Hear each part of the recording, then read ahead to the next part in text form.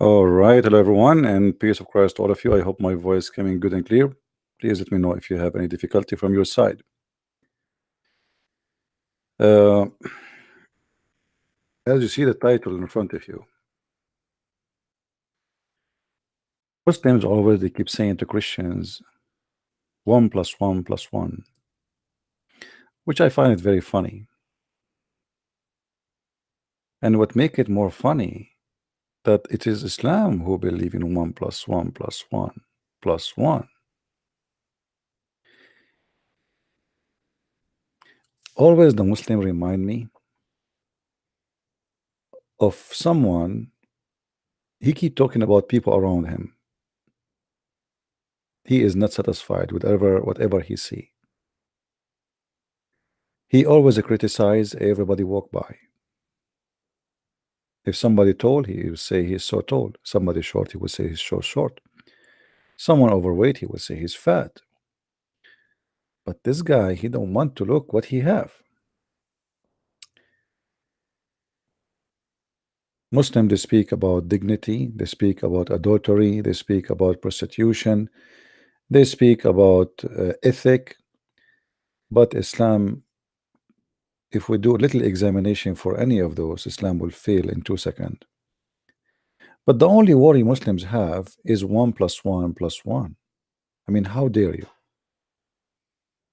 A Muslim, he have no problem that his religion is based on Allah and Jibreel and Muhammad, and that will make Islam.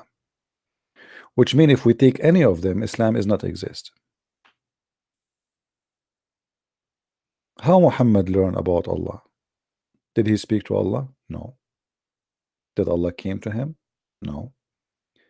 The funny, the Muslim, they say that Muhammad was a person who is inspired, but Allah never, inspiration is about God speaking to you, not somebody coming to you and giving delivery. That is not inspiration. And even sometimes inspiration, it can be by a normal human being. I mean, like somebody mentioned something in front of me and that inspired me to do something else. In the case of Muhammad, he never knew Allah, he never spoke to Allah, he never met with Allah. So what is the inspiration of Muhammad, which the Muslims they always keep talking about? They have Jibreel.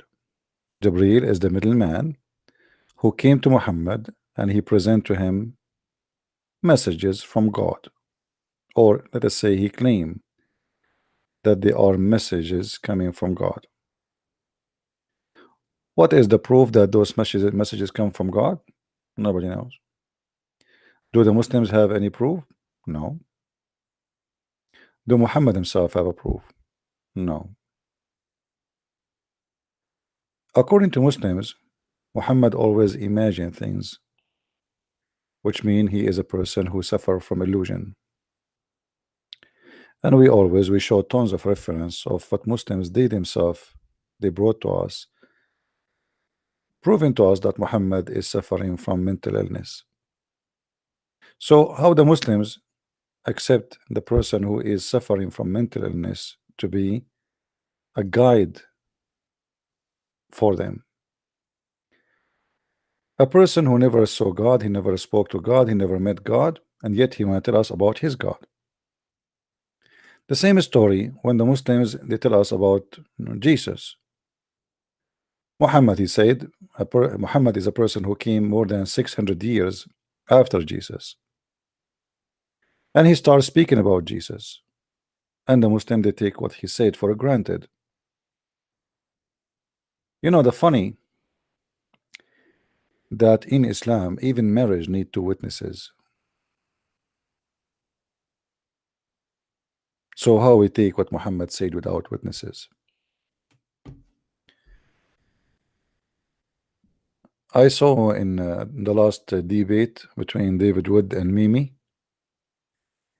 Mimi, he said that he don't accept the book of John because written more than 60 to 90 years after Jesus. But Mimi accept a book written 600 years after Jesus, speaking about Jesus.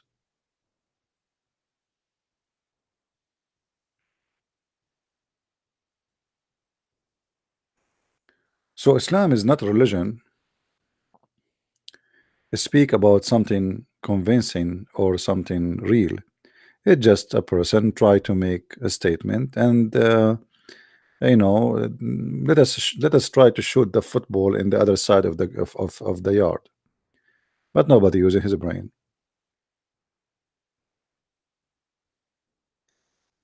And when the Muslims he keep speaking about his God, which is a one God supposedly, I ask myself, is that will make their God special because he's one? What if God is 10? What if God is 80? What if there's a 1,000 God? I mean, that will not change anything. The question or the really challenge is if this God is exist or not. It's not about his 1 or 10. And here again, the Muslims they miss the point. We don't debate about your God if he is 1 or 10. Can you prove to us that your God, the one, is exist? Your God, the one God, based in my study, is the most funny, silly God ever. Your God is taking hashish, and we can prove it. My Skype is open if any Muslim wanna call me. And actually, I decide to go and do a late broadcast. I know not many people will be online. People in Europe will be sleeping. People in Asia, they are getting to wake up soon. And the only people who they are in the state or in Canada, and they will be busy with their dinner or family. But doesn't matter really. People they can watch the video later. I challenge anyone to show me someone more silly than Allah and his book. I mean, look at this God who is one God supposedly. This one God, he cannot establish his religion unless he have Muhammad, unless he have Jibreel. It's a must. What Islam is established by? If we take Muhammad out of Islam, there is no Islam. To the point, Muslims they put the name of Muhammad with the name of Allah when you take Shahada. So you cannot say I believe in Allah to be a Muslim. No, you have to say I believe in Allah and Muhammad. So they associate the name of their God with a man, his name is Muhammad.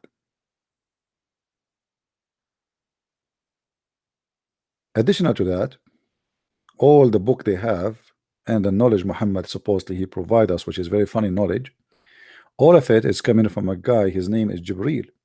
And if we ask Muslim what Jibreel mean, they don't even know. It's just a name Muhammad he stole from the Jews. A Muslim is asking how man can be God. That is a good question. How man can be God? But Christians don't believe that man is God. And that is again showing us that Muslims they don't even know their own cult and they do not know what we believe. The same as their God, who he think that the Trinity in Christianity is Mary and Jesus and Allah. Christians don't believe that man is God. Christians believe that God he came to us in the form of a man. So the question here, can God do whatever he wish and he come to us in a form he wish? Absolutely. And as long you are saying to me how God can be man, why you not ask the same question to your God? This is your prophet saying it clearly that your God is short with big ass and curly hair. Read the hadith with me, my friend. If you like to call me so we can laugh together. There's a guy, supposedly he is the Antichrist, which is supposedly a man. He's a man, normal man, but he claimed to be the Christ, Al-Masih al-Dajjal. Muhammad is so worried that you Muslim Abdul, you will be confused between him and Allah. Okay, how you can be confused between him and Allah? If Allah is not a man and this guy is a man, what will make you confused? Are you there, Abdul? Why Muhammad describing the look of a man and saying the only difference between this short man and Allah is one eye? Can you tell me? Are you there, Mr. Abdul? So you school the Christians how God can be a man. We are the one who should ask you the question. We don't believe that God is a man. We believe God came to us in a form of a man. He's not a man. It is God who became a man, not man became God. In your case, your God is this is how he is. He's a man. What do you mean so? You just said to us, look at this guy. You just said to us that how God can become a man. So in your religion, your God is a man. Explain to us your logic. Here we go. We go with you. Why Muhammad is afraid you will be confused about Allah and this man, and the only difference between him and your God is one eye. By the way, why your God have two eyes? Why your God have two eyes only? You are kadhab. Here we go. This is the hadith in front of you. I'm showing it in the screen, guys. Do you see the hadith in the front of you? Is it showing? It is showing, right? Oh, so what kadhab? Are you accusing your prophet to be kadhab, which means liar? Call me, silence me, show me. You can call Mimi to help you.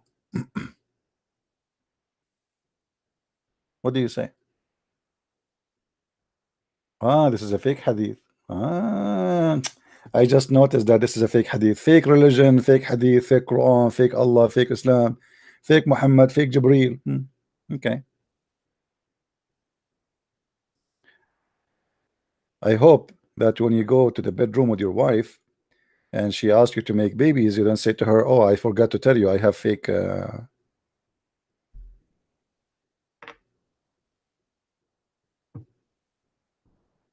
I'm not sure what else is fake in your cult. Isn't it? This is your book.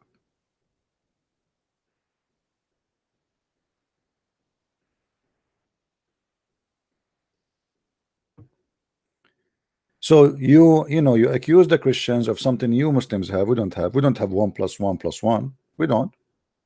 We believe in one God. And this is not about 1 + 1 + 1. It's not about mathematics.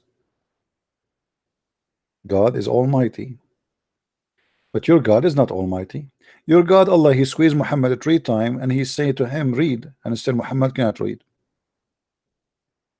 If Jesus ordered a donkey or a mule to read, the donkey will read, even in Japanese. But because your God is not is a fufu. What kind of God he squeezed a man 3 times saying to him, read, still he cannot read. Are you there? So you give us headache about a God who is not a man, but then we find that your God is a man. And there's tons of videos on YouTube speaking about Allah, he is a man, and Allah has a body. Or what you say to us that he don't look like us. Who care? He's a beast. Maybe he's a spider.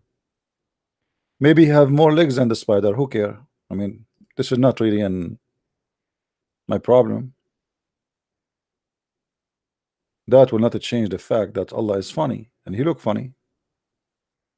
Allah have a leg, so Allah have a body. Okay, Allah have a hand. And what after that? Allah is a physical being. So you want to school us about who is Allah and what Allah present, but you Muslims have the most funny God ever.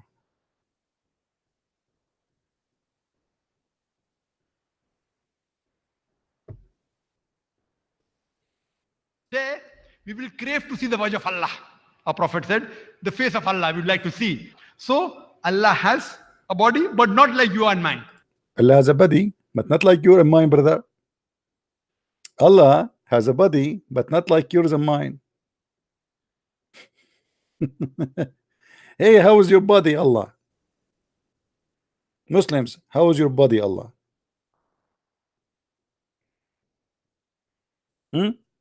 Allah has a body. Allah has a body, brother.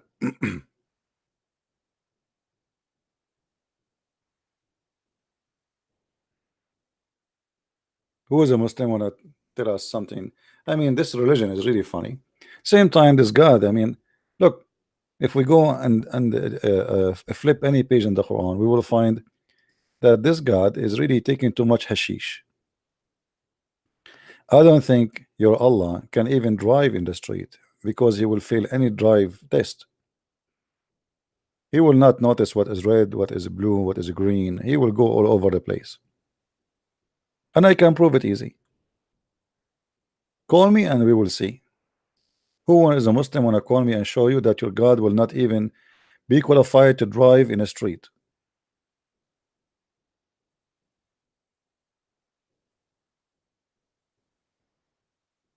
Well, my friend, my body is not like yours too. Does that mean I'm God? According to science, every one of us, his body is not like anyone. But as you see, obviously he is a man. Because Muhammad is saying clearly that the only difference between Allah and the man is one eye.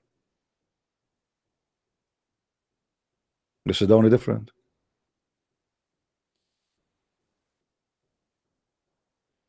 Hmm?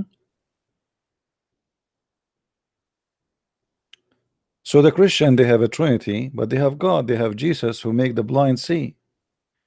They have Jesus who make the leper healed, and the one who cannot walk. He resurrect people from death. Even the Quran says that, you know, he create from the mud a bird.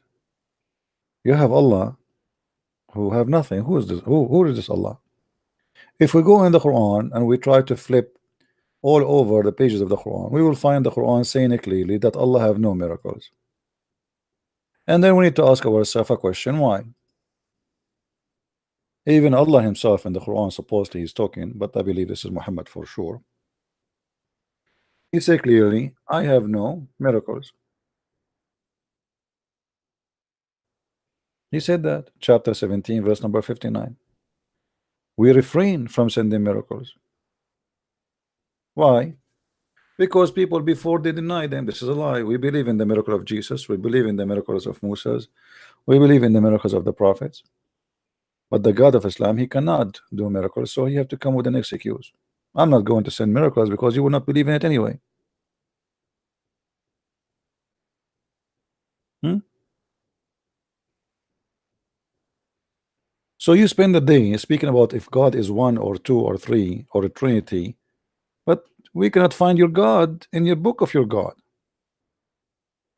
Where is God?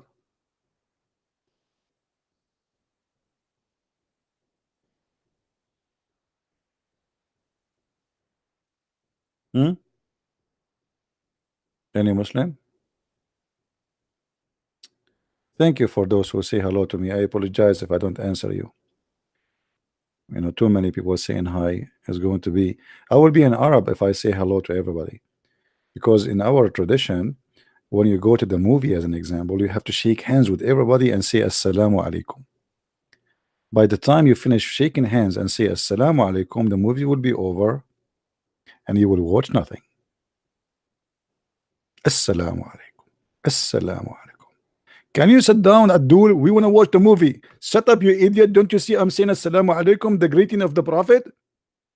Assalamu alaikum. Assalamu alaikum. Next. Assalamu alaikum. Sit down, man. Sit down for the sake of the shin of Allah.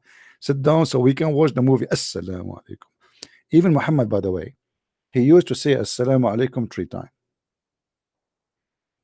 And yet the Muslim, they say that you Christians, you have 1 + 1 + 1.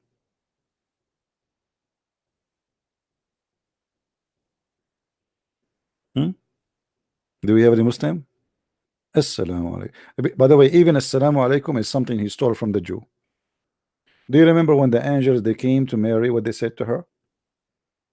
Shalom to you, Mary. Assalamu alaikum. Salamu alaikum. Literally. Even that, it is something he stole from the Jews and the Christians. When the angel came to Muhammad, according to the Muslims, he never said to him Assalamu alaikum, which is weird. Why the angel of the same God of Mary, supposedly, he don't say Assalamu alaikum the same he said to Mary? What, he's coming in war? You want to fight with Muhammad?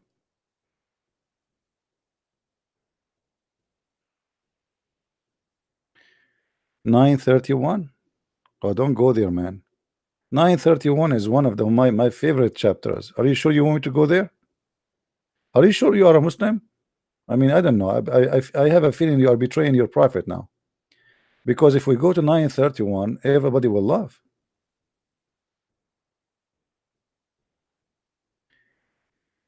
In the debate we watched between Mimi and David Wood,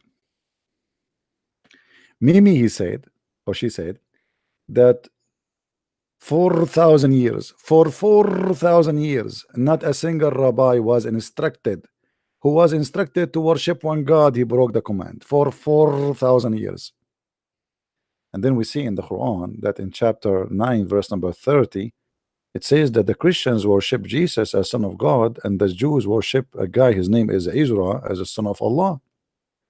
And by the way, I look all over the Torah, I could not find this guy, Mr. By the way, it's not Ezra. The translation is a lie. It is Uzair. We cannot find the guy. Who's Uzair? I will shave my 20-foot beard if you can find me Uzair in the Old Testament. So the Muslims, when they are debating about the Trinity, they mention that the Jews, they never know what the Trinity is. They never worship anyone except one God. But the Quran says the opposite. Why? Because it's a Mimi Susu debate. You know, when Susu in the stage, everybody get ready to wear bikini.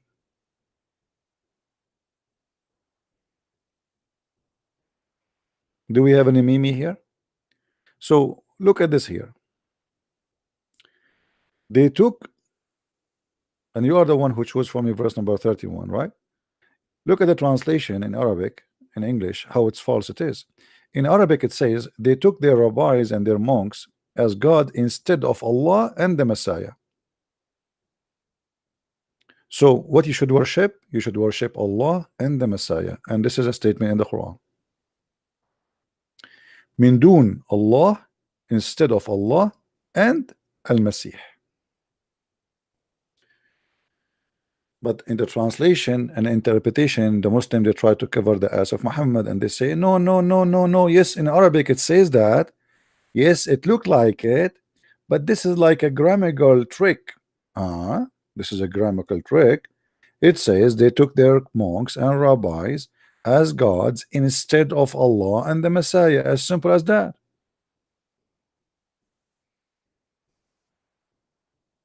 Is that an Arabic mistake in the Quran?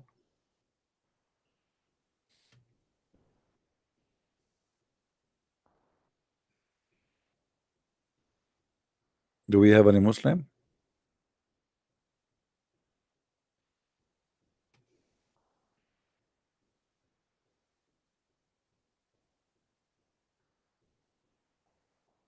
By the way, I want to say I'm sorry for the Muslims about what happened in the morning in the Kaaba, that the Kaaba is attacked by billions of cockroaches. And I join you and I request Allah to give protection to the Kaaba, because cockroaches can be really very hard to fight, because they make their nest and they hide everywhere. And then after that, that's it. You go to the Kaaba, you put your head inside the black stone, and instead of kissing the black stone, a cockroach will go inside your mouth. Wala iyazu billah. It was really a very sad news. And Loctos, they are all over Mecca too. I mean, they are swarming all over, you know, which is very, very disgusting. And Allah is doing nothing about it. I mean, you buy a spray made in by the kuffar to fight the cockroaches in the holy Kaaba. By the way, why you are killing the cockroaches there? Maybe they are, you know, isn't it the Quran says that all animals are Muslims?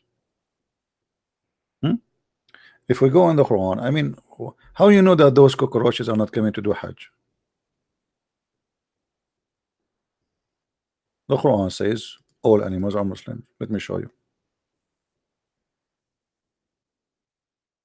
And they have a book, and Allah will gather him in the judgment day. Chapter 6, verse number 38. Every, see, even including the flying one, so nothing is missed. There's not, there's not a creature in this earth, either flying or walking, but they are nations like you, and they never neglected anything of the book. So they are believers.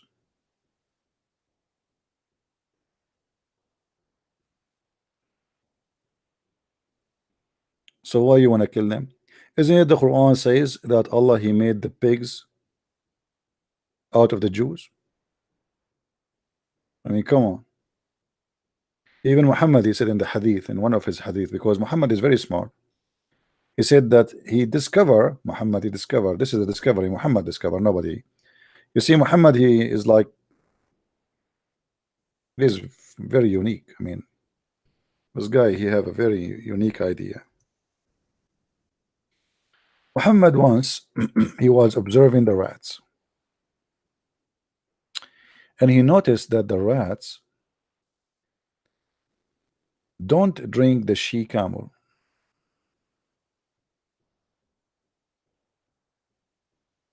They don't drink the she camel.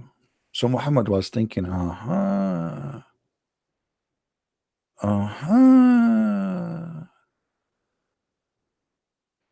don't know how Muhammad was thinking about this at that time, but I'm trying just to imagine. Hold on, let me try to imagine how Muhammad was trying to think at that time. If we bring Muhammad now to think with us, how Muhammad will appear, you know? It just I'm trying to think. I mean,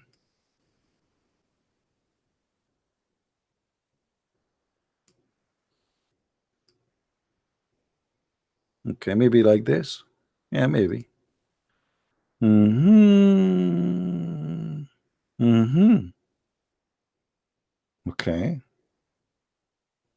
I'm not sure really how, but Muhammad, he was thinking deeply, I'm very sure. And then he said to himself and to the Muslims that after observing the rats, I come to the conclusion that they are Jews. What? Prophet, what are you talking about? The rats are Jews? The rat is a Jew? Yes, brother. Prophet, how you discover this? Did you do like did you study geology? Did you study astrology? Did you study astronomy? I mean, how you can do that? The Prophet, brother, he cannot even read and write. Yes, brother, but Allah, he gave him wisdom, and the wisdom will appear right now in front of you. Alhamdulillah. Alhamdulillah. So the Prophet, he told them why he believes strongly. You see, Darwin have a theory, Muhammad have a theory, and obviously Muhammad is smarter. I mean, there's no question of that. You cannot, you know. So Darwin is a donkey for me, but Muhammad is not. For sure, Muhammad is smarter. Look what Muhammad discovered. He said, the Prophet said, a group of Israelites were lost. Nobody knows. Nobody. Nobody know. Nobody know. Nobody know. Nobody. Da-da-dum, nobody. Man, what a drama. A group of the Jews, they are lost. Nobody knows what they did. What the heck? How sad. But I do not see them, except that they were cursed and changed into rats. You know, I watch Alibaba, and I saw many stories of Alibaba.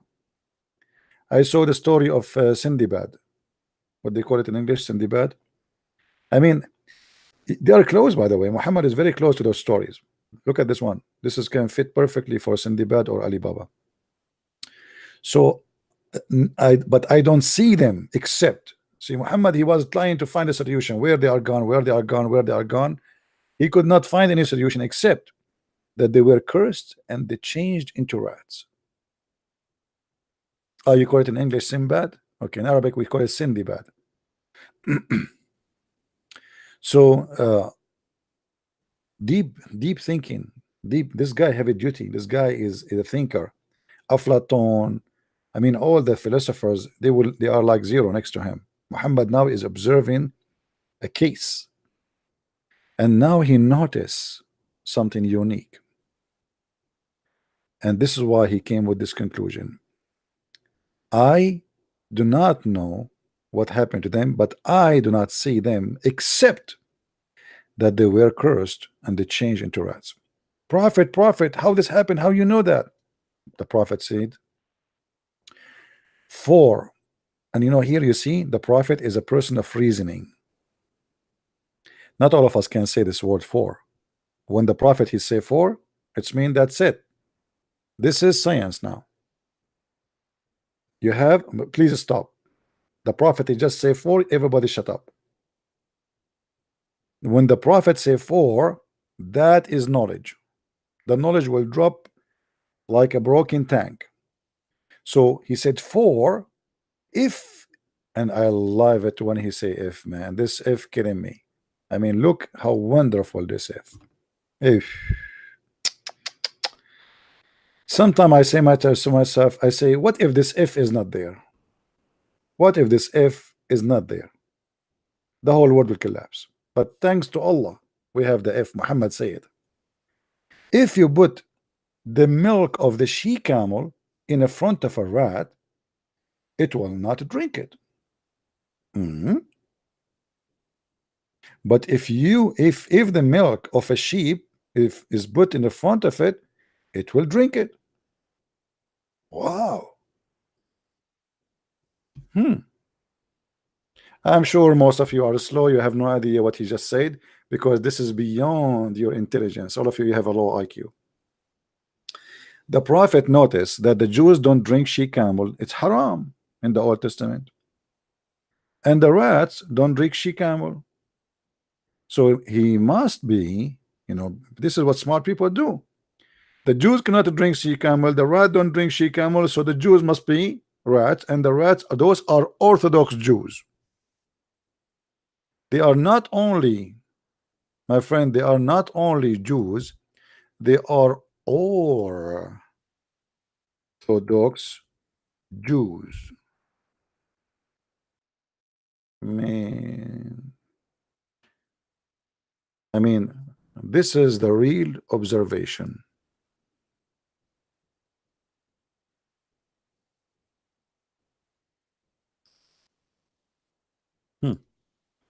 I never thought about this before.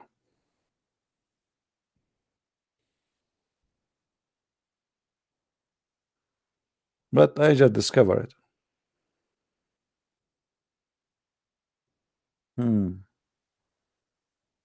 So this guy, he was a Jew, and then Allah he cursed him, maybe because he did something wrong, and then he became a rat. But because he's a Jew and he is an Orthodox Jew, he have to keep the orders of the Old Testament. So he cannot simply drink the she camel. And this is what I call special intellect beyond mankind understanding.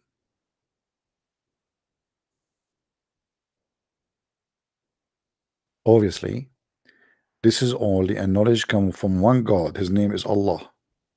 There's no other God can give us such a knowledge. Now, I want to practice the same logic Muhammad he did with the Muslims.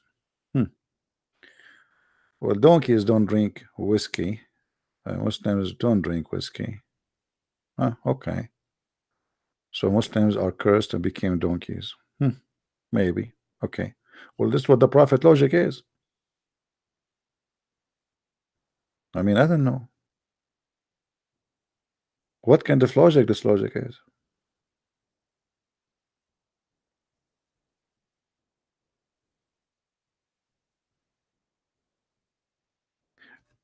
But by the way, Muhammad he have something with the cursing issue. There's something special about this God Allah. He is supposedly one God. As you see here, he make the Jews rats. In different story in the Quran, Allah made them pigs and monkeys. And even Muhammad he threatened the Muslims that if you raise your head before the Imam finish the prayer, Allah will make your head the head of a donkey.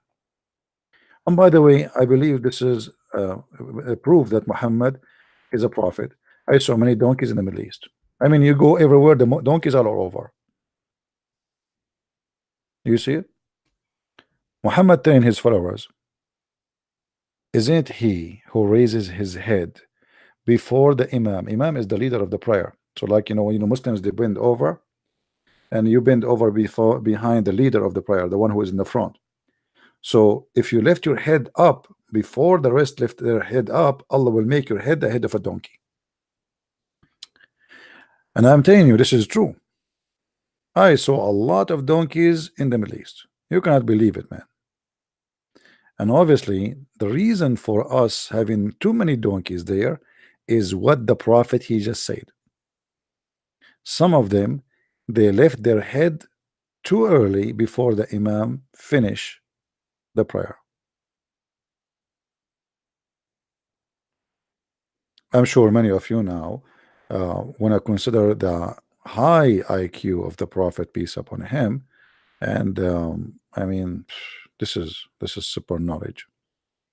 You know the funny that this God he want to make your head the head of a donkey if you raise your head before the finish you pray and you are worshiping him and you are doing everything just because you raise your head, Allah will make your head the head of a donkey. But if you rape a woman, he will not make your head the head of a donkey. Hmm. If you do child molestation, Allah will not make your head the head of a donkey. If you steal, same. If you kill, same. But only, my brother, only if you raise your head before the Imam, Allah will make your head the head of a donkey.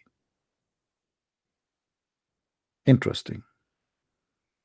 I'm truly convinced that Allah must be really a very unique God. We have to face it.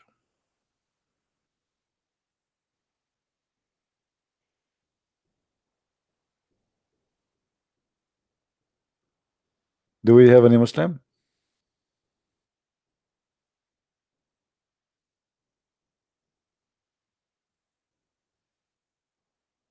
Do we have any Muslim would like to give us a call? And by the way, in case you do not know, the first Muslim who commit suicide in Islam it was a donkey. When the Prophet died, his donkey Yafur, who is a Muslim donkey, Allah created 60 donkey of his family.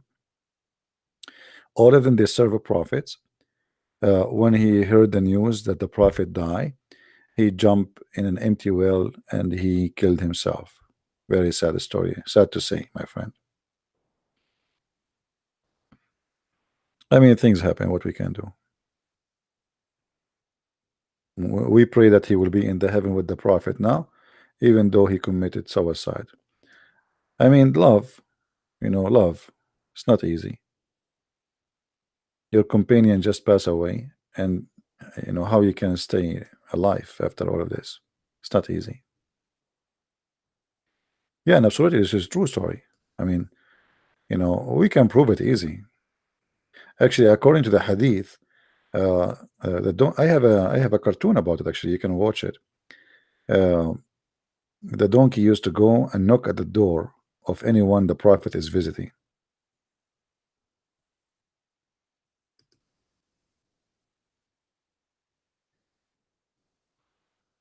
And because the Prophet is very special in asking questions nobody asks, he cares for your feeling, even if you are a donkey.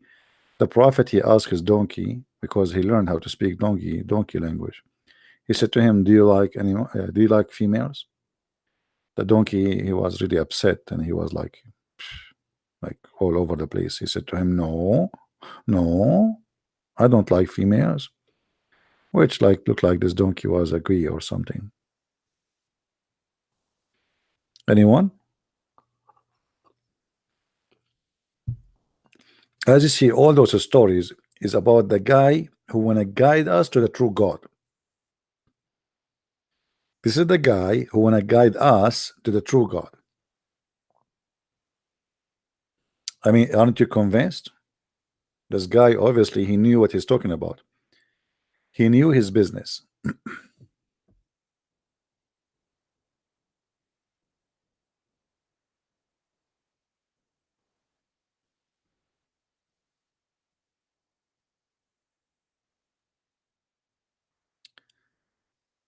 Anyone? Who is a Muslim would like to give us a call?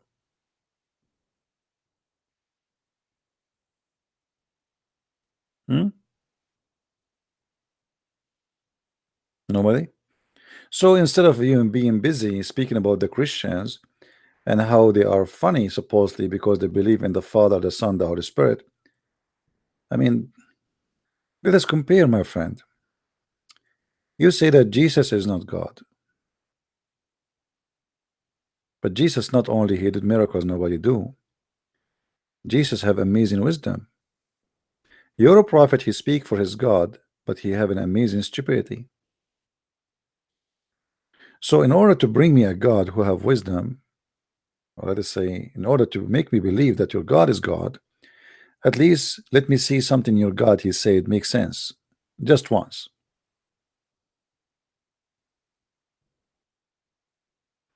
If we go in the Quran, every verse in the Quran is a madness. And there's no connection between the verse before it and the verse after it.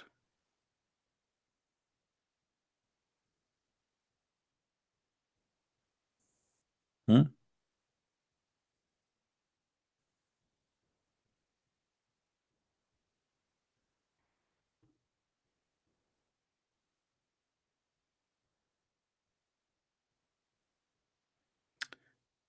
Anyone? And by the way, the Muslims always they use this verse, which is very clear proof that Muhammad he don't dare to debate anyone. Muhammad he told his followers, why you don't, they're asking him why you don't debate those people who they are asking you questions. He said to them, if you see people are questioning our religion, leave them, leave them until they change the topic. You can go and sit with them again. I mean, do you see how strong your God is?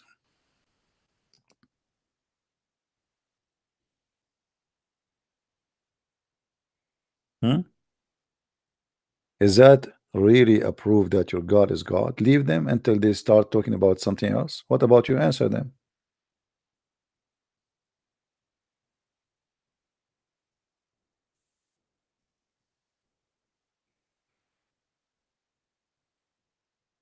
And if you sit with those who they are asking questions about Islam, and you make an excuse, says the devil he made me. Or let's say if somebody he said to listen to those people who uh, criticize Islam, obviously it is the devil who made you forget the command of Allah that you should not stay with them. After you remember, don't sit with them. We are the wrongdoers.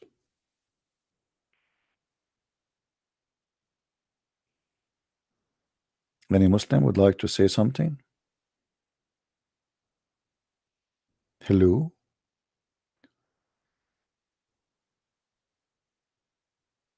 Hello? It is me you are looking for? Don't sit with them. So now who is going to answer the Christians and who is going to guide them?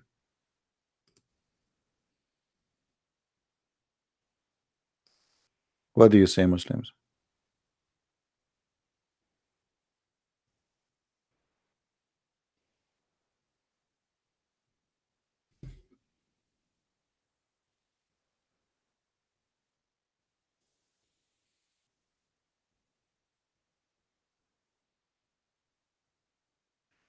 Yeah, actually they do. They do sell the camel urine in the Middle East because in many places they drink it, yes. Because this is what the Prophet he ordered to do. So, and this is why um, every year United Nations they have department they made an like announcement in the Middle East. They spend a lot of money trying to prevent the Muslim from drinking camel urine because it's very dangerous.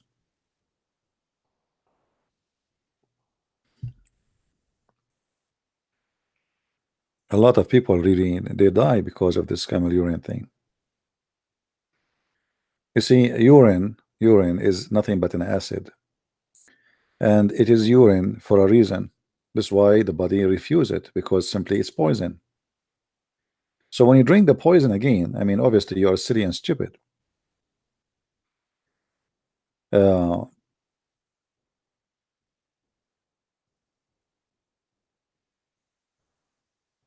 the urine of the camel is a lot more damaging from the normal urine because camel is an animal designed to live in the desert. and because of that, it does not um, it filter as much as it can of the water it has in the body. So the camel try not to waste water unless it is necessary. So his urine is very much concentrated, a lot more than urine of a human being, because simply he don't drink water much often. It's a desert. This is how his body is designed. So when you drink the urine of the camel, you are really seeking suicide. Yeah, it's very toxic. Actually, anything live in the desert is very toxic.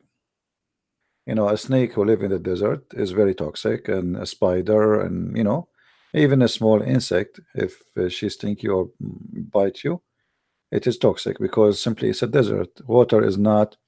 The more water animals have, usually most of the cases, the more the water is exist, the more it's less poison. In some cases, there's some animals, even they live in an area have a lot of water, still they are very poisoned.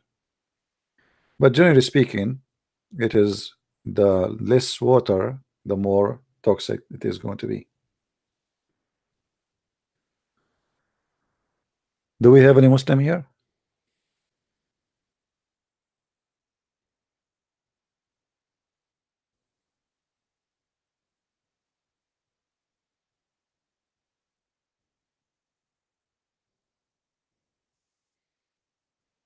Any Muslim?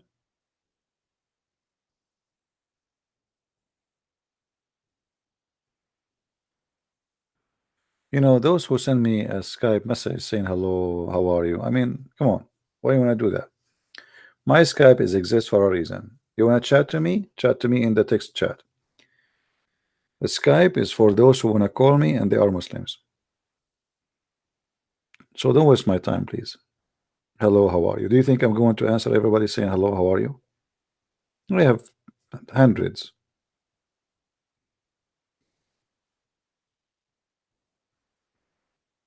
So do we have any Muslim would like to call us and say something nice about the Prophet and his religion, which is called Islam? And really, I'm really worried about what's happening around the Kaaba now because of the cockroaches attack and the insects. I hope the Kaaba will not be moved by the cockroaches, and they will not eat, because even they have a locust, and locust even they can eat anything. I mean, those hungry locusts in the desert, man. Imagine the Kaaba tomorrow is naked because the locust ate the burqa. Why Allah did not defend the Kaaba today and the millions of the insect attacking the Kaaba? What is the reason? Do you think Allah is cursing the Kaaba? Because remember, the Quran says, the Quran in agreement, Muhammad, he stole a story from the Bible, where the story of Moses, that the Pharaoh, he was punished in his nation by insect and etc. So why the insect are invading the Kaaba? I saw the comment of Muslims under the videos of the cockroaches, saying that this is because the crown prince he allowed women to sing in Saudi Arabia. If. My friend, Saudi Arabia is a country of prostitution, drugs, you name it. And now because a woman she sing a song, Muhammad himself he used to have belly dancers in his house. What a hypocrite people.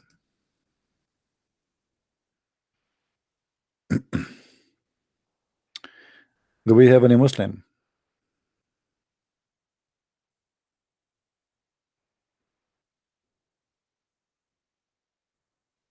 Anyone?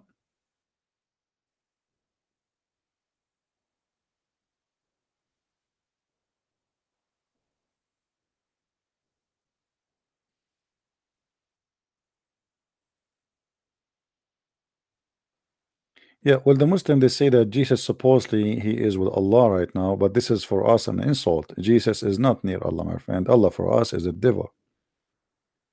So the Muslim they say that, but this is not true. Jesus is not near Allah, and Allah will never be near Jesus. Allah, first of all, is a fake God, does not exist. He's not even the devil. We cannot say Allah is the devil because he's a fake God, he's a pagan God.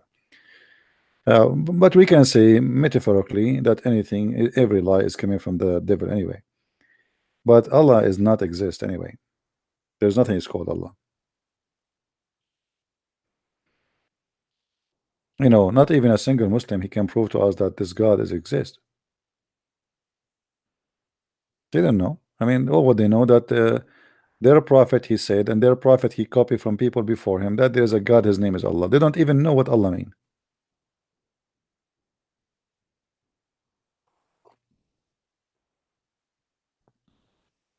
Anyone?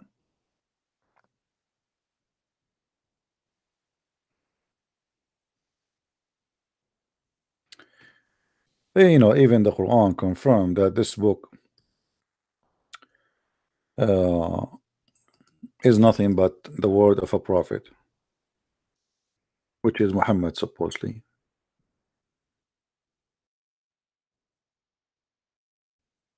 Muhammad himself, he says clearly that this Quran is nothing but the fabrication of Muhammad himself. How Muhammad he is speaking that this is a book of his God and he received a message from his God, but yet he says to us that the Quran, Allah told him that the Quran is the word of Muhammad. If you go in chapter 69 verse number 40 and chapter 81 verse number 19, both of them they say that this is the book of a man, his name is Muhammad.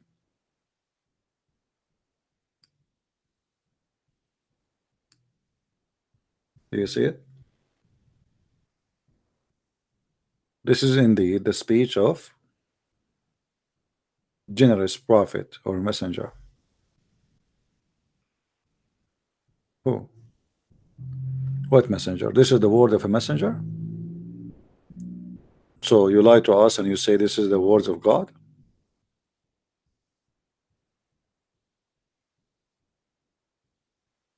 Where is the word of God? If this is the word of the messenger. And then here it says that if Muhammad is lying, we are going for sure to cut his artery.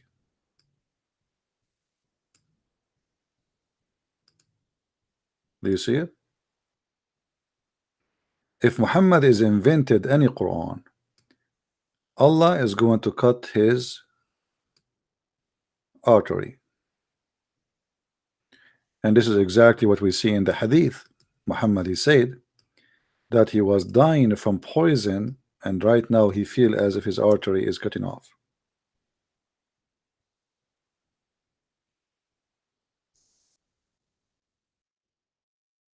The Quran confirm that if Muhammad is fabricating anything about God, if he is inventing stories about Allah supposedly, Allah will punish him and he will cut his aorta. But guess what? Muhammad died by such the same way he said, if he is a liar, he will be punished in such a way. And here you notice that when Muhammad he said that, somebody might say, okay, the Quran says if Muhammad is a liar, Allah will cut his aorta. And now you are saying that this is how Muhammad he dies. So obviously Allah is God and Muhammad is a false prophet. Right? No. I believe what happened that our God, the true God, is the one who made this happen to Muhammad, and even he made Muhammad say this in order to get himself busted. Right?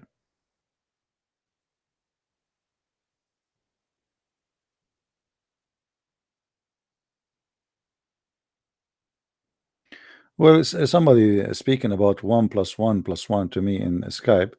My friend, we are just answering the Muslim. This is what the Muslims say: 1 + 1 + 1. But they can say whatever they want. For our God is Almighty; He can be as He wish. Who can make God limited in His ability? Who? A Muslim Abdul? If their God He cannot be, our God He can. You see, the Quran says how Allah can have a son if you don't have a girlfriend. Well, Mary in the Bible, she don't have a boyfriend, but she have a son.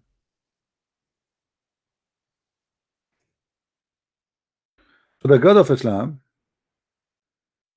confirmed to us that he cannot have a son unless he have a girlfriend, and this is chapter 6 verse 101. So what is required for Allah to be able to have a son is to have a girlfriend.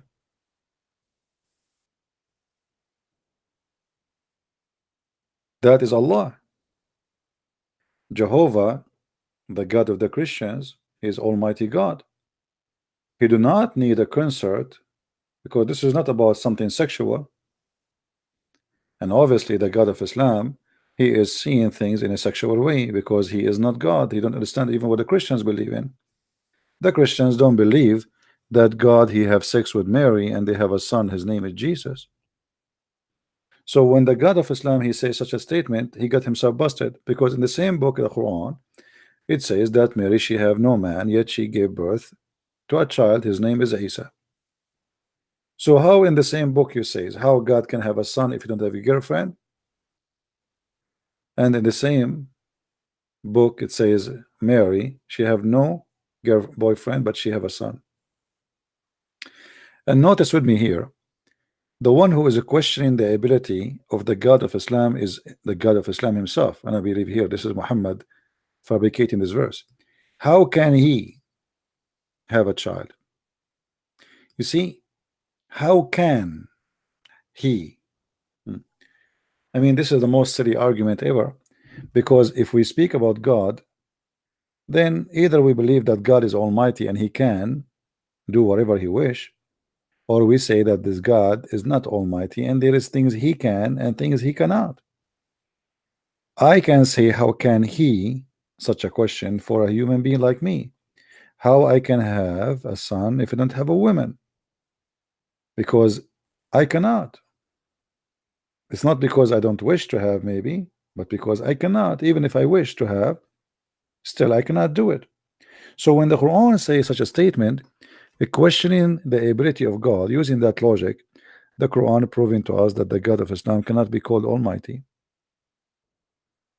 because Allah himself supposedly speaking here, questioning his ability of what he can and he cannot.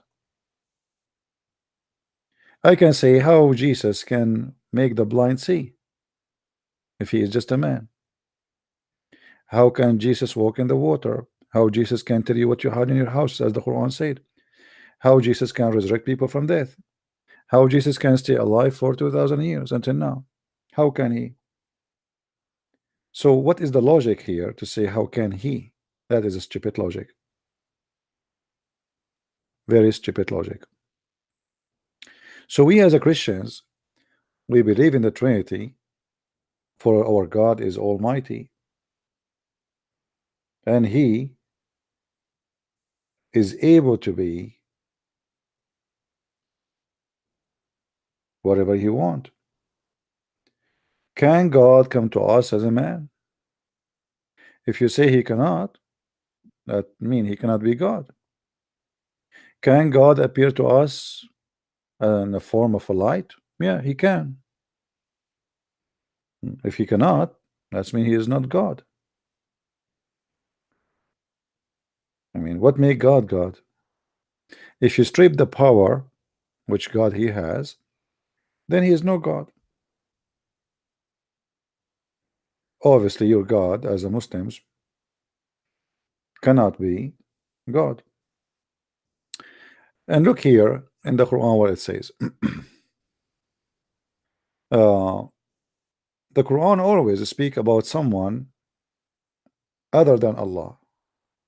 To make it simple, if the one is talking here in this verse is Allah, then how the Quran says how can he?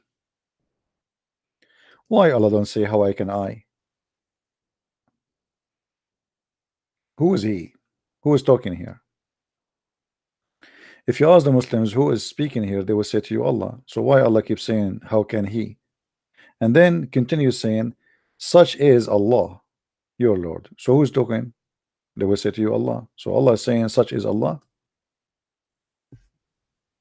That is your Lord? That's your God? Allah? And by the way, many naive, they think that the word Allah is a word meaning God.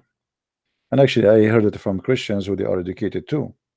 But I don't blame them, they are copy paste. Allah is not a name of the God of Islam.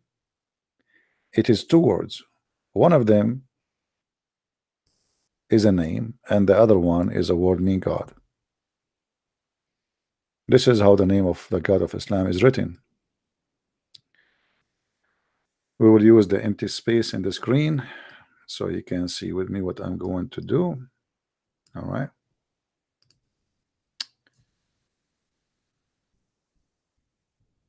Allah is as the following: Al and then Lah.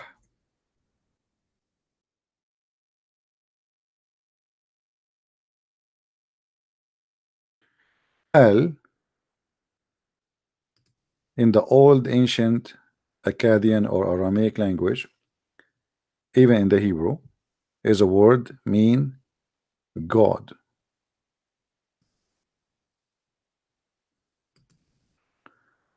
So this Al is a word mean God, and that is the name of the God. Mistakenly, people think that both are one word. They are not. The same as many names, even in the Bible, you say Gabriel. Gabriel is not one word. Israel is not one word. So in the old days, El, it was Al. El, it was Al. So this is here simply replacing El. El sometime appear in the front of the name, or it can be at the end. So sometime it is at the end, sometime at the end. Usually, most of the time, it is at the end. Uh, if you go, just to give you an example about Il and Al, the Quran full of the name of Gabriel, right? Gabriel. Gabriel is Gabriel, all right, which is an angel belong to the God El, the mighty El. Now, if we go in the Quran, we will find the following.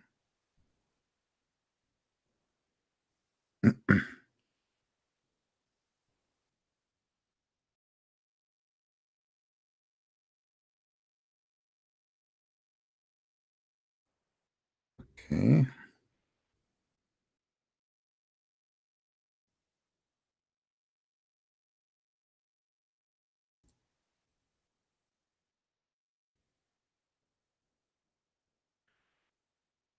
If you go to chapter 53, verse number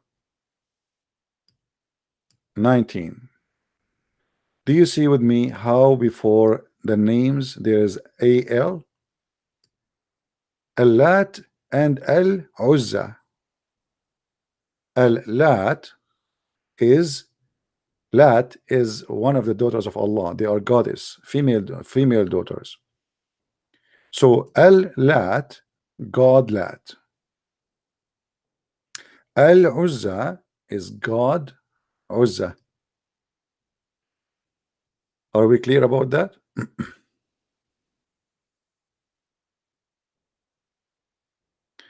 My friend, the one who keep texting me, I am not counting God in number. I'm answering the Abdul, my friend. Please leave me alone. I don't count God in number. I am answering the Muslim Abdul who keeps saying 1 plus 1 plus 1. Since when we count God by number? Can you leave me alone? I mean, what's wrong with you Christians? Aren't you? Isn't it clear? I'm answering the Muslims. Do you think really I believe that 1 plus 1 plus 1? Isn't it obvious that Christian Prince is refuting the Muslims? This is what the Muslims they say to us. So if I say in the title, the funny Christians 1 plus 1 plus 1, but you know that this is a Christian Prince who always get the Muslim busted, and you are going to school me in that Skype telling me what to say? What's wrong with you?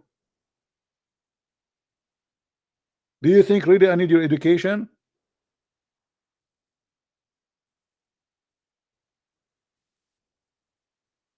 We don't believe in the garbage. We don't believe in numbers. I don't believe in 1 plus 1. I don't believe in 1 x 1 as many Christians they say. What 1 x 1? Both of you are being funny.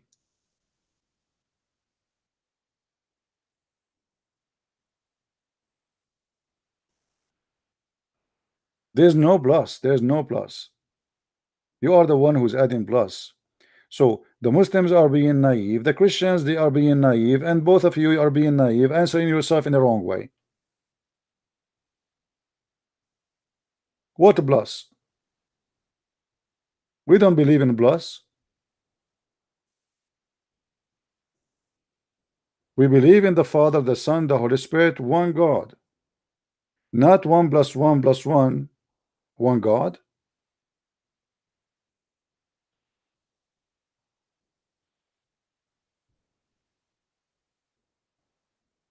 There's no plus between. If you answer the Muslim in the same logic they answer, it's mean they fool you and you fall into their trap.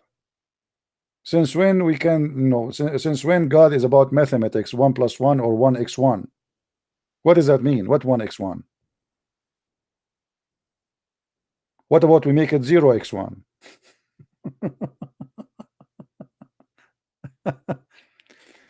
I mean, sometimes the Christians they come with a solution to make it to make the Muslims understand, but no, you are making them more confused.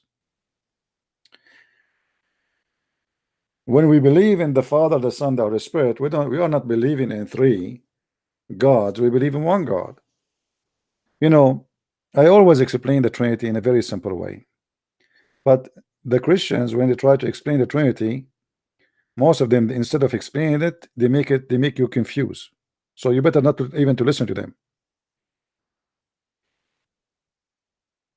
You have in the sun, you have the sun in the sky, and the sun provides us with the heat and the light. How we recognize the sun? We recognize it by the light and the heat. But the heat is something really it's something even physical, but we cannot see. But yes, it's a power, it's an energy, but we cannot see. The light is the same. It is something powerful and energy, but we can see. So if we speak about the sun is recognized by the light and by the heat.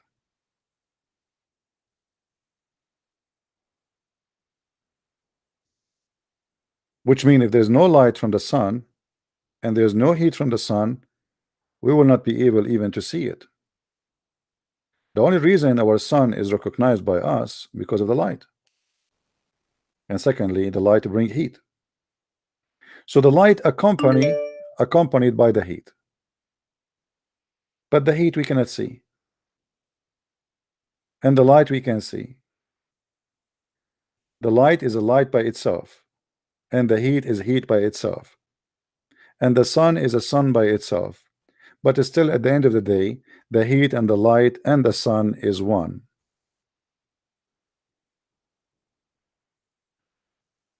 Is it really complicated? A Muslim is worried about how how God became a man. And they say to you that a man is najis, he is dirty, human being. God is holy. But when the light goes inside even dirty water, which one is going to win? Is the dirty water going to make the light dirty? Or the light is going to kill the bacteria and make the water clean? Obviously, it is the light. So the holiness of God cannot be infected by anything. When a Muslim he speak about how God can be a man, he is speaking about his God because obviously his God can be infected. His God is not holy, so if he became in touch with any nature creature, he became unholy. You see, the Muslims, they have many stories. They copy from the Old Testament, but sadly, they don't think about the stories they have. If we go in the Quran, we find this.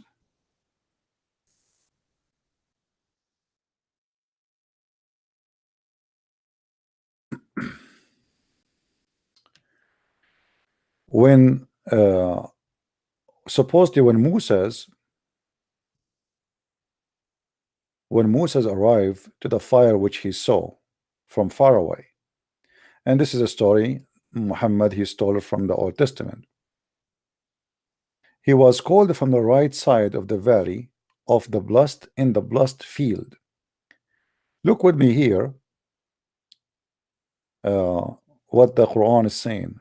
The blessed field. And then it says, from the tree, O Moses, I am Allah, the Lord of the world. Okay. Why the tree is located in in the blessed ground? Actually, it doesn't say even field. It says al-buqa al-mubaraka, which means the blessed ground. Why this ground became a blessed? Simply because the Lord supposedly is there. So look how hypocrite they are in their logic. Allah, he just spoke from that place, and that place became holy. And that place is a physical place. There's a tree, and tree there's birds. They go and do poo in it. So just because God he spoke from the tree, that location became holy. What about Jesus?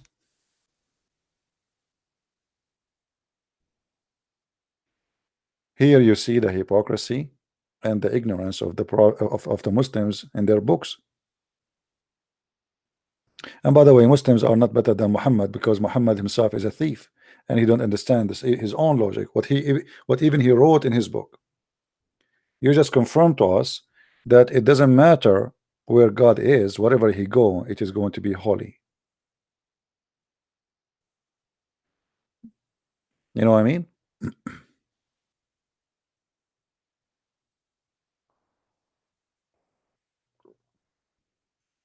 So Jesus, if he is just a form of a man, and God is speaking within this man, well, obviously this will be a holy ground,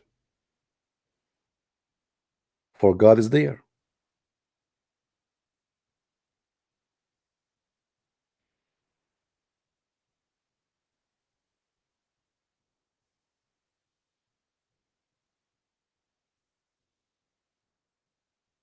Any Muslim?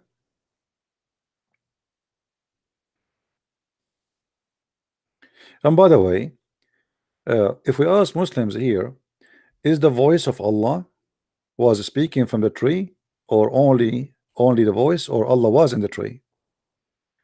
If you say to me that the voice was only from the tree, that's mean the voice of Allah is separated from Allah.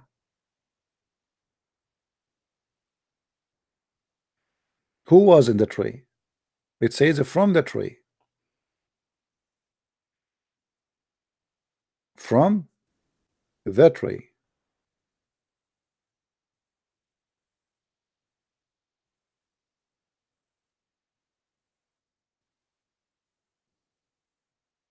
Any Muslim?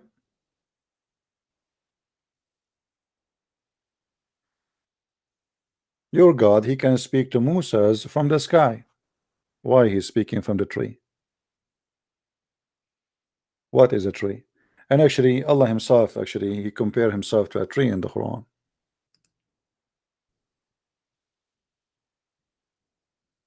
He compared himself to a tree. And the funny, the Muslim, they say to us that Allah, nothing like him.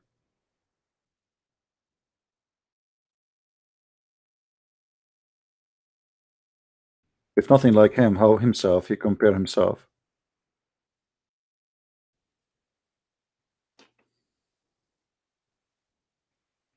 to a tree, and there is a lamp in that tree.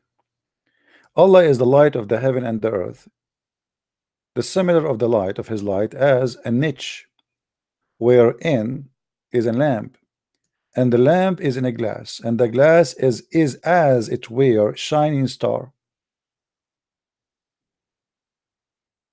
This lamp kindled from a blessed tree. What?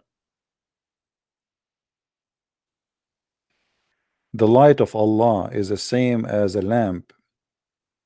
His oil is coming from a tree.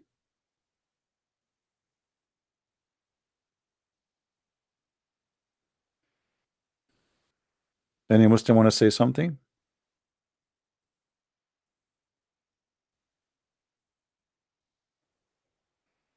How the light of Allah is coming from an oil made from a tree?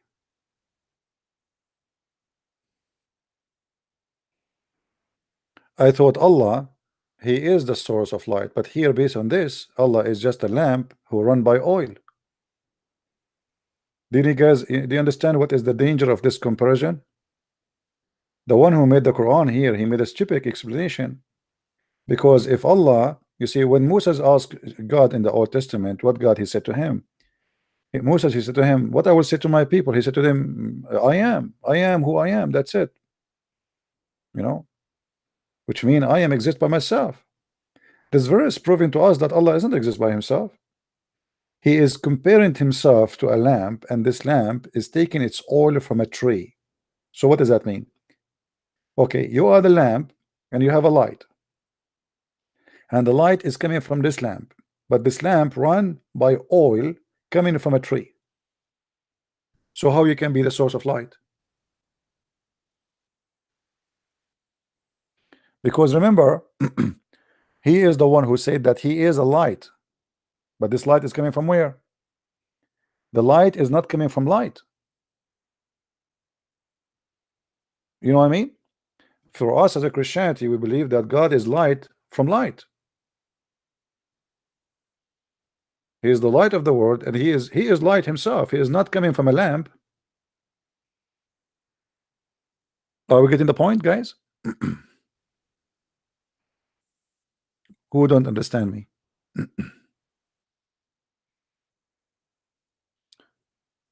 If I say I have a light can, like let's say, you know, all days they have a, you know, the oil candle, okay, and I say, okay, my God is coming is the same as this light, but you choose the, especially here with the explanation, he made it so clear that this light is not exist by itself. This light is generated by burning oil,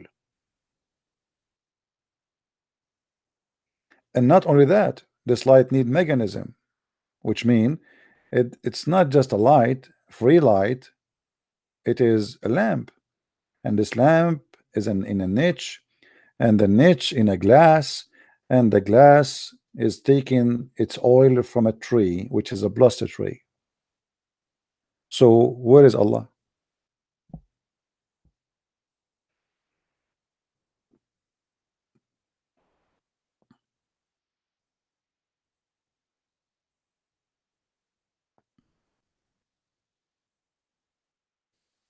Any Muslim? How Allah can be light if he is just generated light? This is a very clear verses saying that Allah is a generated light, he is not light. When Jesus speak about himself, he said, I am the light. He didn't say I am a light coming from a lamp. I am the Alpha, I am the Omega, I am the beginning, I am the end, I am the truth, I am the resurrection.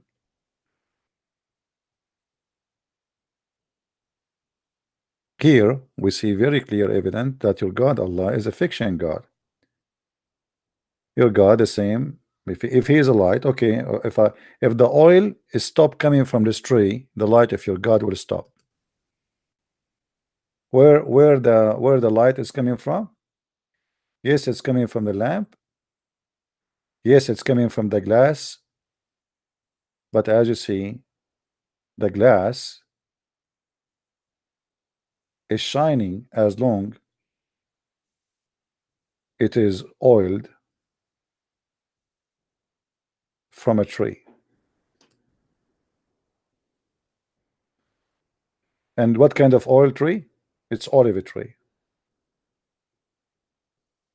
Do you see it?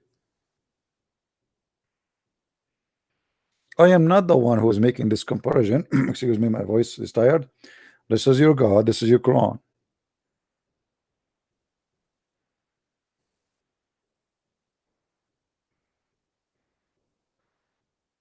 Any Muslim have any comment?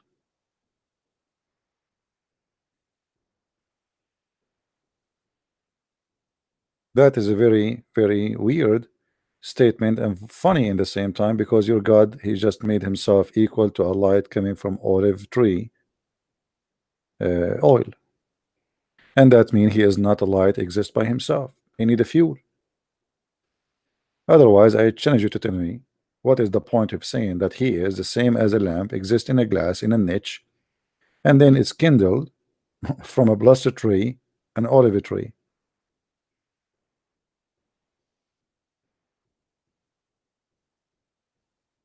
And then he continues saying, neither of the east nor of the west, who is oil with almost a glow forth of itself, though no fire touch it. Okay, hold on. That will be crazy. No fire touch it, glows by itself, but it run by olive oil. Hmm.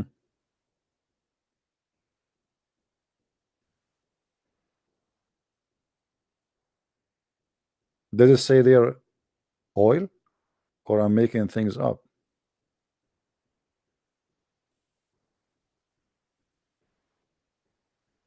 And by the way, translation is very fabricated, but we have to go with it. As you see here, who is oil with almost a glow. So what does that mean? Allah is the oil, or he is the light?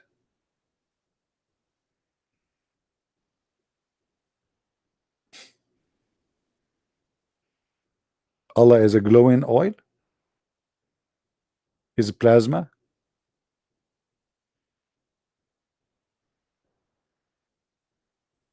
What is the point of this statement?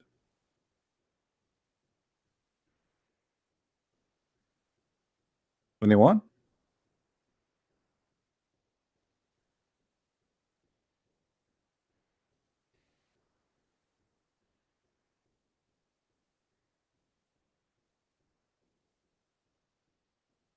And by the way, the funny is that Muhammad, or the Quran says that Muhammad himself is a light. He used the same words. Muhammad himself is called as a lamp, as Siraj. This is why the Shia, they believe that Muhammad and his family, they are not human, they are made from light. In chapter 33, verse number 46, it says that Allah, he made Muhammad as a Siraj, which means a shiny lamp. This verse is about Muhammad. So now most of the Muslims believe that Muhammad is not just a, yes, he looked like a human being, he took a form of a human being, but he is made from light, from the light of Allah.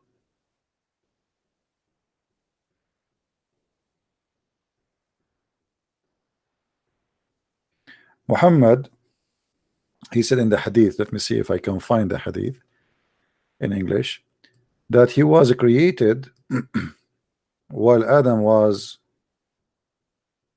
in the process of creation. Muhammad was already prophet.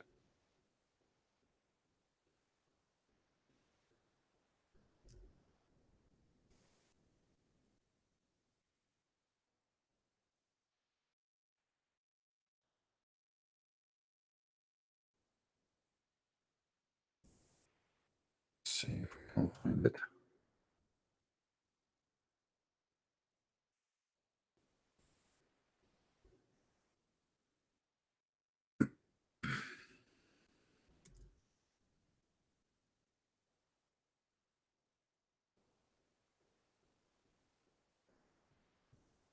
Okay.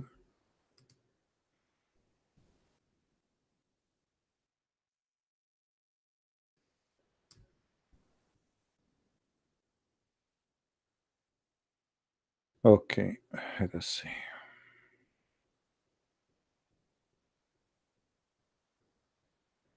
Here we go.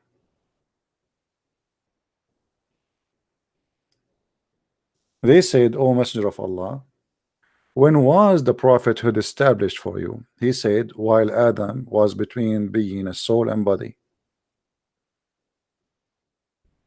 This guy, he claimed that he is the first and he is the last. Adam is not even created. Allah supposedly is working in fashioning Adam. During that time, Muhammad already was a prophet.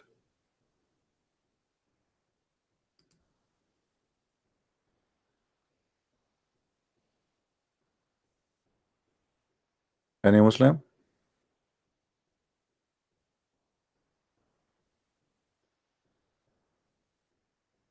How Muhammad he was a prophet and Adam is not created yet?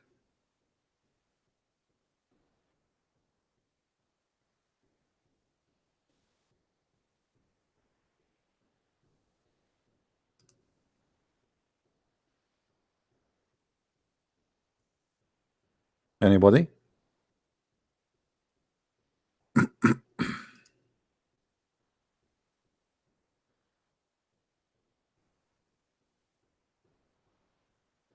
In different hadith actually, Muhammad he said different statement. Let me see if I can find the other hadith.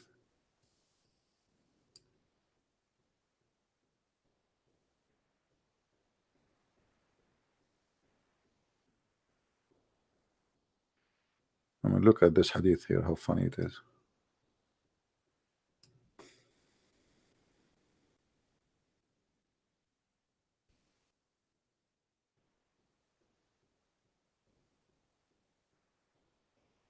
Yeah, there's a hadith which is similar to this one. Muhammad he said, I was a prophet when Adam was between water and mud and dust. Yeah, look like it's going to take forever to find it.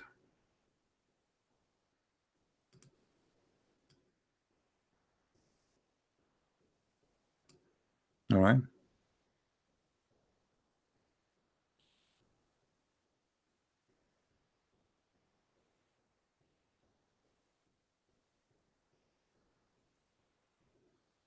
Now there's tons of stories about how the first thing Allah he did after he created his chair, he wrote the name of Muhammad on his chair. And this is how important Muhammad is. When the Quran say that Adam he asked Allah for forgiveness and Allah he forgave Adam, how he forgive him? It says that Adam, when he commits sin, when he was in the process of being created, he looked at a sky and he saw the chair of Allah, and he saw in the chair written the name of Muhammad. So when he committed sin, he asked Allah and he said, I ask Allah to forgive me. I ask you, Allah, to forgive me for the sake of Muhammad. For the sake of what? Muhammad. So Allah said to Adam, how you know Muhammad and I did not create him yet? Adam, he said, I saw his name in your chair, in your throne, and I know his name will not be there unless he is the dearest to you. And then Allah he said to him, because you asked me for the sake of Muhammad, I have no choice but to forgive you. Look what the story is.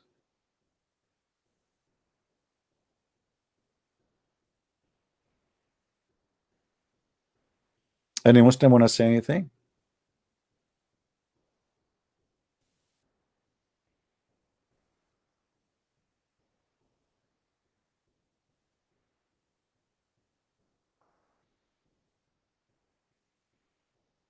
Anyone?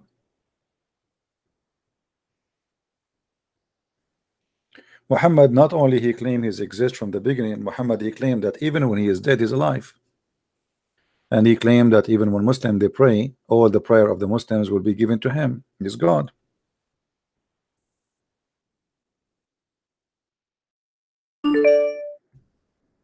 How that can happen?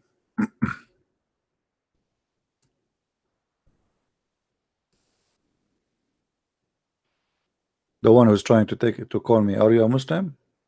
If you are a Muslim, I will let you call me. If not, no. So Muhammad, he claimed, he told them that among your most excellent of your days is a Friday. So invoke my blessing. By the way, it doesn't say blessing, it says salah on me. Okay, this guy is a Muslim. Hold on.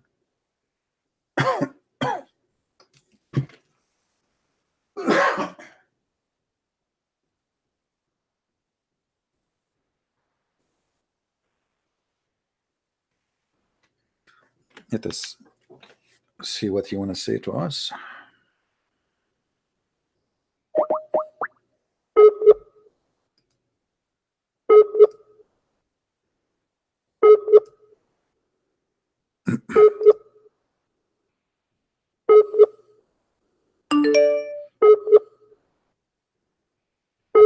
I'm trying to call you, my friend, Muslim Abdul. Look like your internet is not good. It says you are not available.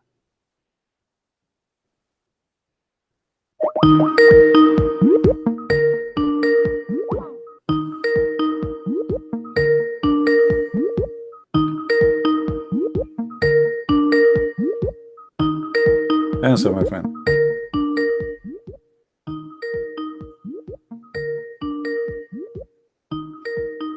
Are you going to answer or no?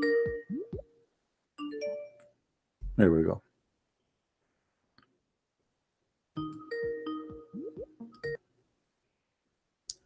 Hello? Fucking nigger, fucking nigger, fucking.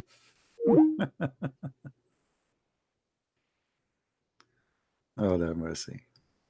The devil. He have pain.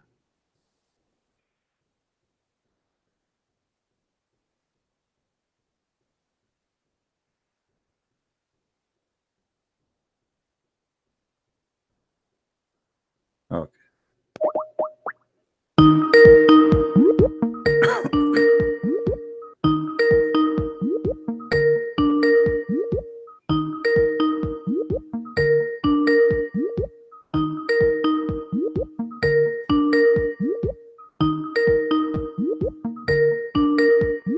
Okay, they complain I am not calling them, but then when we call them, they don't answer.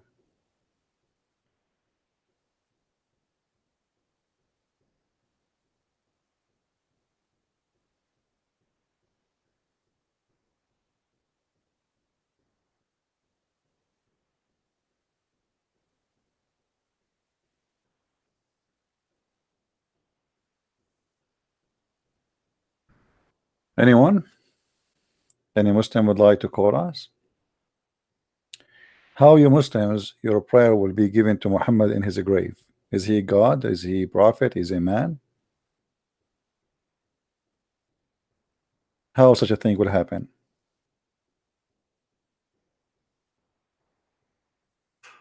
Any Muslim have a comment?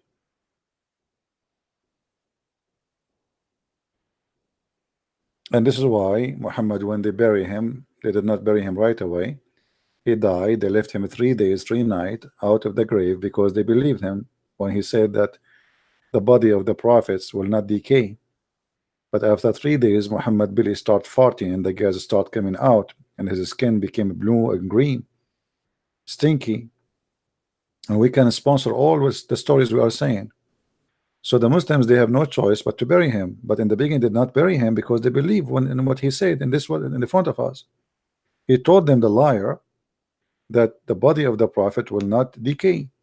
That's why they did not bury him.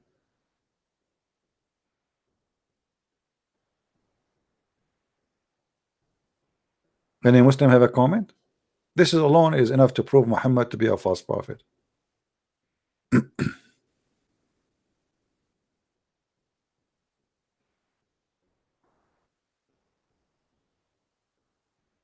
And this is why the Muslims, when they buried him, they did not even change his clothes because his skin is coming out rotten.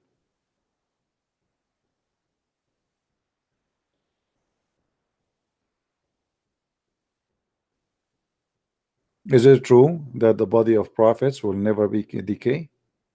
Is it true that the prayer you pray now is going to be supplicated to Muhammad, which means that he is your God and he is alive? So now we have 1 billion Muslim, an average. They are praying, and all the prayer of the 1 billion they will be given to Muhammad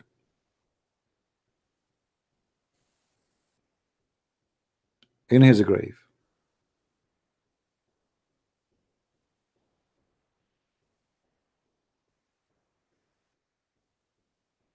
Any Muslim?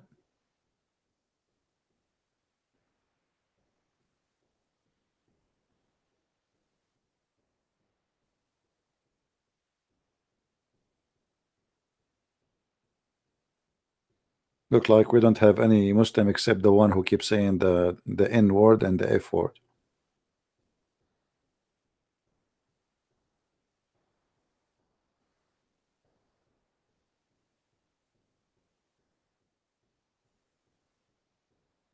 So to make it simple, you Muslims, you speak too much about one God, but your God does not exist, cannot be exist.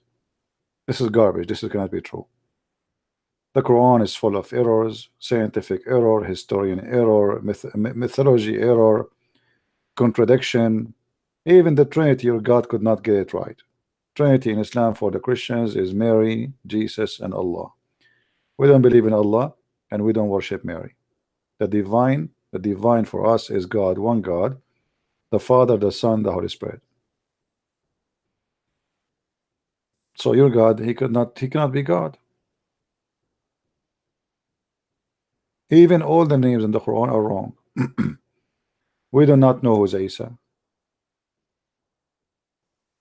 Abraham, father in the Quran, his name is Azar. Moses in the Quran, his father is Umran. Mary in the Quran, her father is Umran, which means Moses and Mary, they have one father. The Quran says that Mary is the sister of Aaron, which means she is the sister of Moses. This is why both of them they have one father, which is very stupid. There's nothing. First of all, he cannot even call the name correctly. There's nothing. It's called Umran. It says Umram. So how the father of Moses became the father of Mary, nobody knows.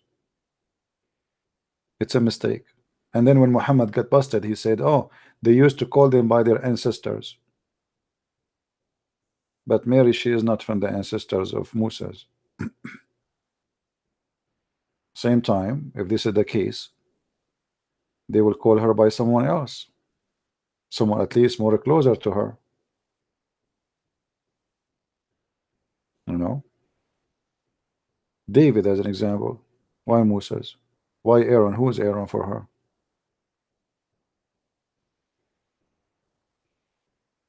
And especially the Quran forbid the Muslims, and remember the Jews supposedly are Muslims too. And the Muslims in the time of Muhammad, he is the one who delivered the Quran for us. The Quran says that you call them by the name of their father. You are not allowed to call somebody by the name of somebody he is not his father.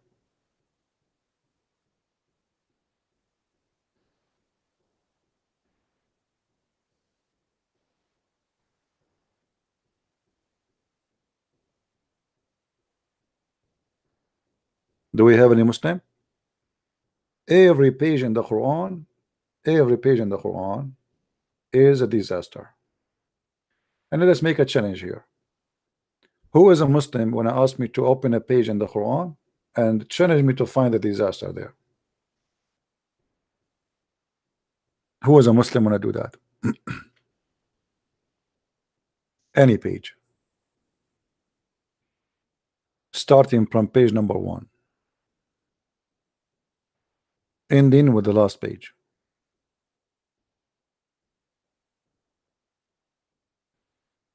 Including the pages eaten by the goat.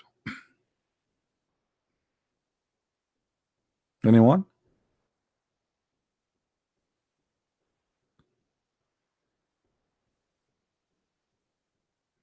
See, still they are scared.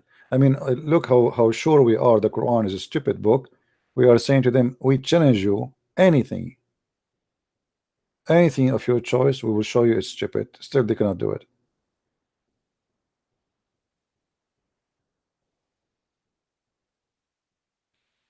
The first page in the Quran is stupid. First page as the Quran today or Quran Muhammad you receive it.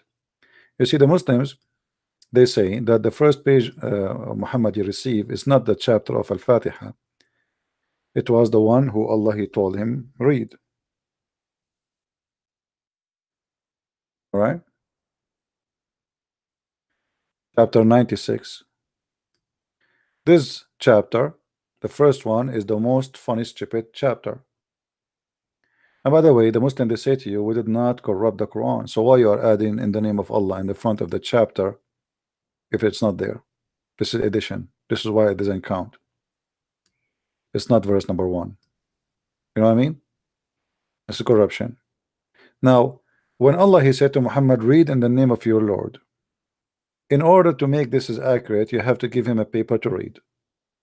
Muslims, did Allah give Muhammad a book or a paper to read?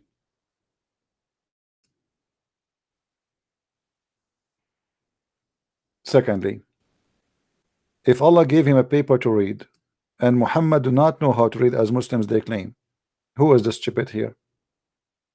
How you say to somebody read, but you should know better that you do not know how to read, unless you are trying to make a miracle. As an example, Jesus said to the man he cannot walk, walk, and the man he walked. So Jesus, he knew that the guy he cannot walk. He's not asking him to do something he cannot do anymore. He's asking him something to do, for now he is making a miracle. So when Allah he said to Muhammad read and Muhammad cannot read, what the point? Either Allah do not know that Muhammad do not know how to read, or Allah he knew that Muhammad do not know how to read. Either way is stupid, because here we go, Muhammad still he cannot read according to Muslims. Same time, he created the man from a cloth. But in the Quran, it says that Allah he created the man, especially the first man, from a mud. Secondly, we are not created from a congealed dead blood. The cloth here is a congealed dead blood. And that is not true. There is no stage in the whole embryo where we are a clot, and then Allah he made us of a loom, and then the loom became bones, and then he covered the bones, as it says in chapter 23. And then here it says again, he repeat the same stupid order, read. Okay, but Muhammad did not know how to read. Then he says read in the name of your Lord, the one who taught by the pen.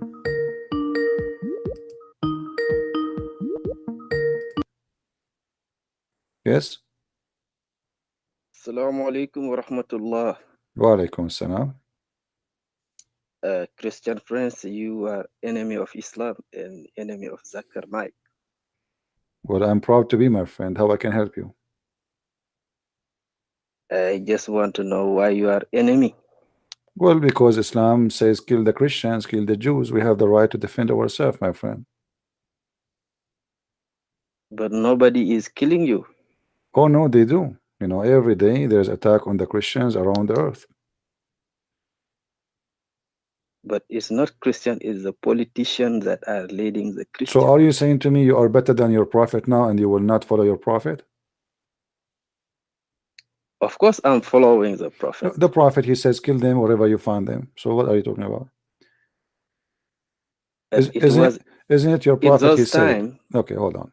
So are you saying to me Islam fit only for that time and now there's no time for this? No, everything is about context. When you are in a context that is requiring something, you have to do it. When okay, it is over, what was the context? Why Muhammad at that time he ordered to kill the Christians? At that time, maybe the Christian didn't understand his way of calling them. If I don't understand you, you kill me? Is that illogical for you? No, it's not just refusing, but it is about contradiction. And when you don't agree. So now I don't agree. Here we go. I don't agree with Muhammad. So if I am in the exist with Muhammad now, he will kill me, right? No, if you are peaceful and you respect the law, it's no problem. That's not true.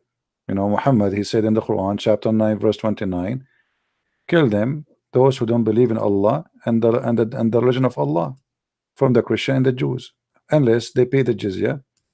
And if they pay the jizya, don't kill them no more. They are protected by us as long they pay us. He's a gang leader. So Muhammad, he wanted to make money from us. Either we die or we pay him. So you want to live, pay me. Do you see the verse in front of you? Fight against those. Okay. You know, in those contexts, for example, people are mixing two things, politics and religion. So Muhammad, when Muhammad, he said, fight them, kill them, unless they pay you money. Is that politics or religion? It's both. Okay. Together. So why you're a prophet now? If I pay him, he don't have a problem with me not to believe in him. If I pay him money, yeah. What kind of logic is that?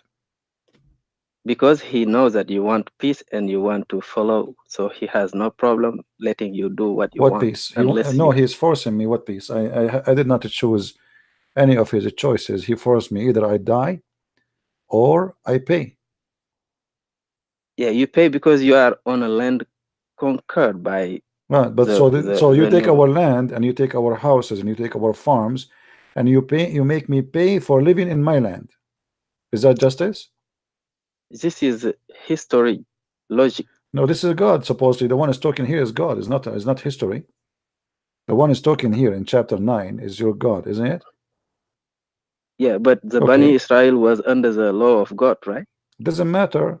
Well, the Christian or Jew, anyone, why you want to take their land and force them to pay you money? This is the logic of history. They came out of Egypt, they conquer land, they settle, but maybe they fight. Sometimes they subdue people and they form their kingdom in a place where they have never been before. Did Musa say to the people, if you pay me money, I will let you live? He forget about God, or he was doing jihad supposedly for God? No, that was at the beginning. There were no kind of military conquest and so on. So just people. Okay, let us make it simple. You are saying to me that this was history. So what Islam is today? How we can learn the Islam today? If this is history, what you are saying to me, the Quran now is a book of history, and we should not read it anymore. As long it's not about God no more. It's about history, correct?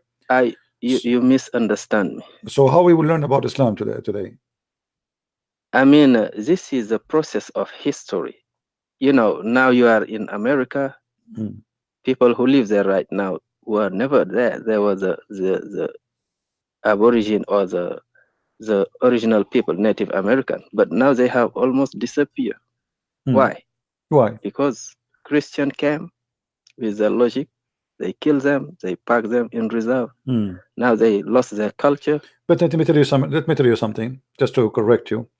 There's a lot of Indian in America, and they are not disappear, and they are minority for very simple reason. A lot of immigrant came, a huge number of immigrants. Secondly, in America right now, Indian American, they are treated a lot better than anyone. As an example, you don't pay tax. I pay tax every year. So why? Because this is their land. See. But in our land, in our land, you see the difference? In America, American Indian, they don't pay tax. In Islam, this is my land, you force me to pay jizya. So in America, they treat them betterly. They give them free school, free education, free health, free. Do you know why? Do you know why? Because this is their land. No. I'm gonna correct you. This is about what they have done in those people. There was a majority when they found them there. They have killed them, packed them. But who is forcing them to do that now? They killed them. You just said they killed them. You just said they took their land. They killed them. They can kill them all.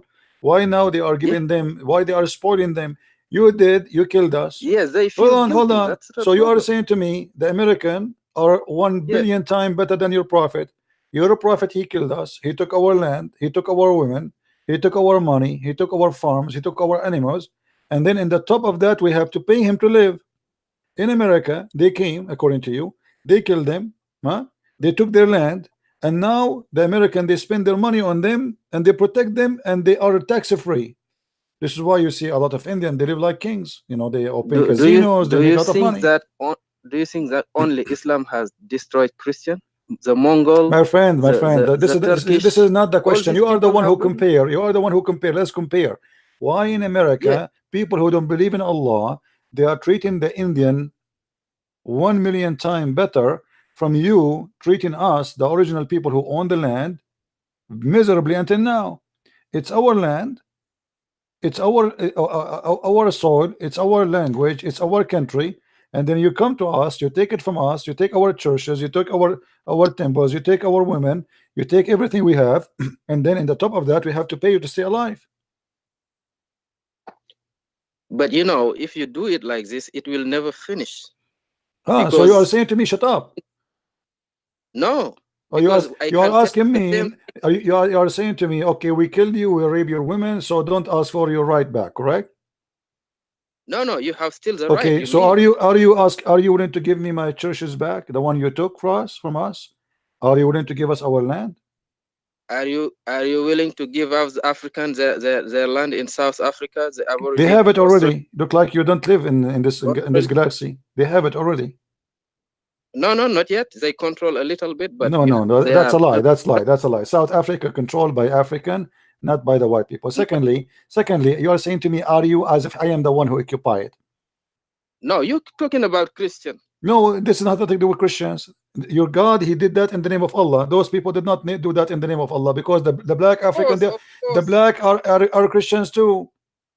of course. They Okay, came so the and black are brought. Christians, the white are Christians. They are fighting over power, but this has nothing to do with God. Did God say to me, go and take the land of South Africa? But the first step, everything starts with the first step. Nowadays, My if you friend, my consider friend, my Saudi friend, Arabia, don't change topic. Don't change topic. no, I'm not changing. If now I want to learn I'm about following your Islam, logic. hold on. You see, you are trying to make it as a mist, which means like, okay, Islam before and it's the, and comparing to the American. What the American even have to do with the Christians? Since when the American are the one who are they the apostle of Jesus?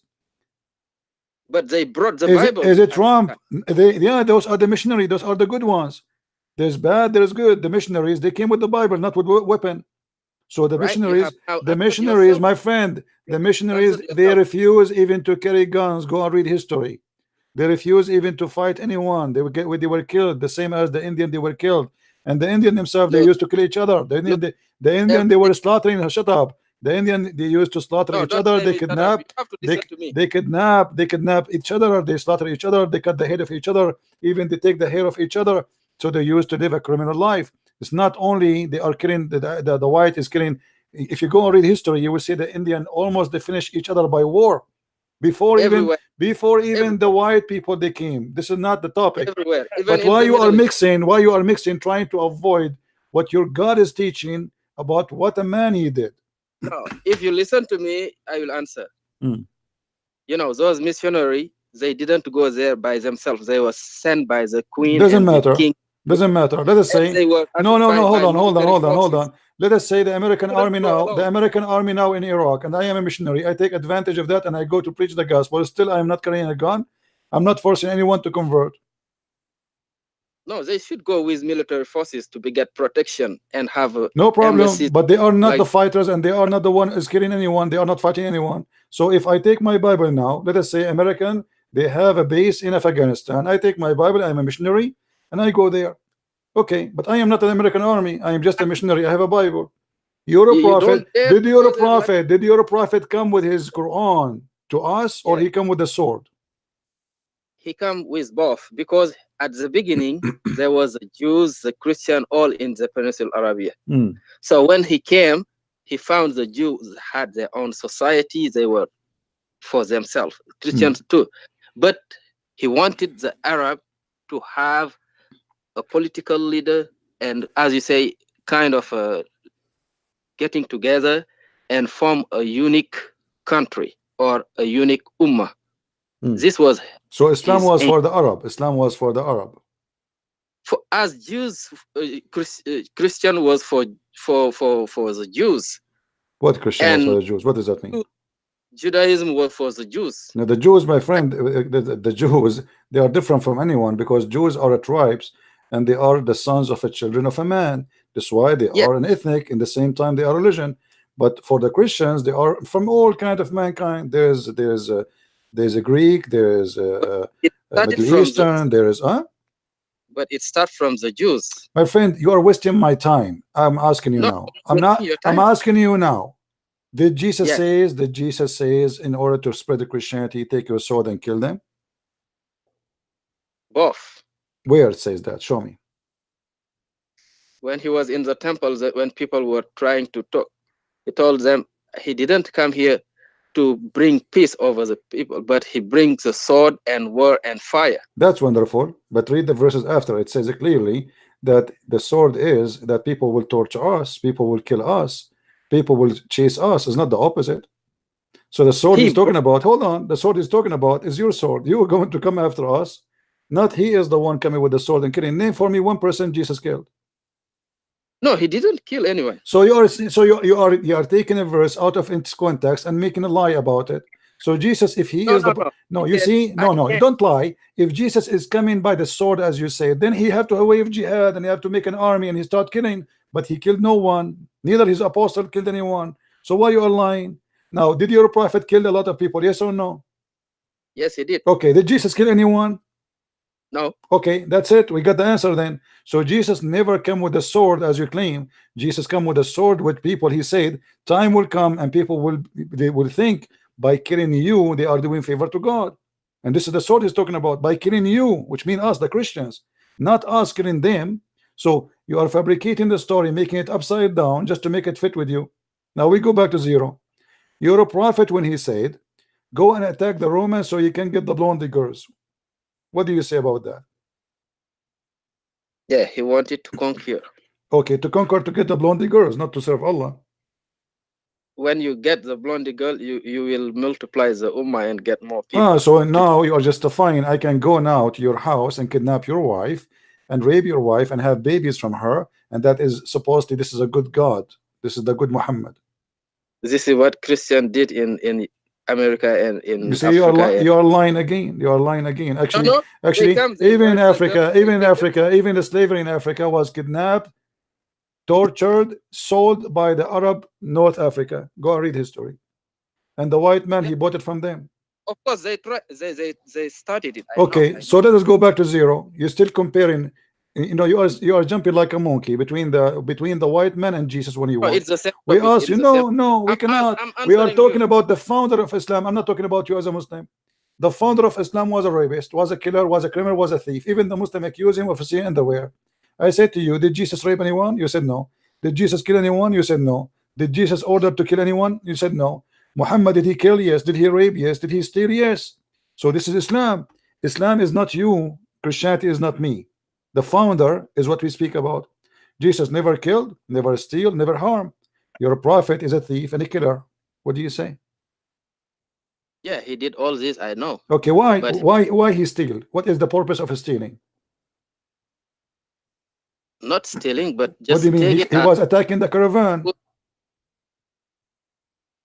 Attacking the caravan, traveler going in the street. Is that stealing or not? What do you call it? this is defending his territory. Defending what? This is the people are going in the street. This is the street exists for centuries. People they go from country to country. I wait in the street, enter a group of He people coming, and this is defending my territory. Since when is this his territory? he conquers the Arabian Peninsula See, and you're make not it. answering why I am attacking caravan. If I am a good prophet, I am a man of God.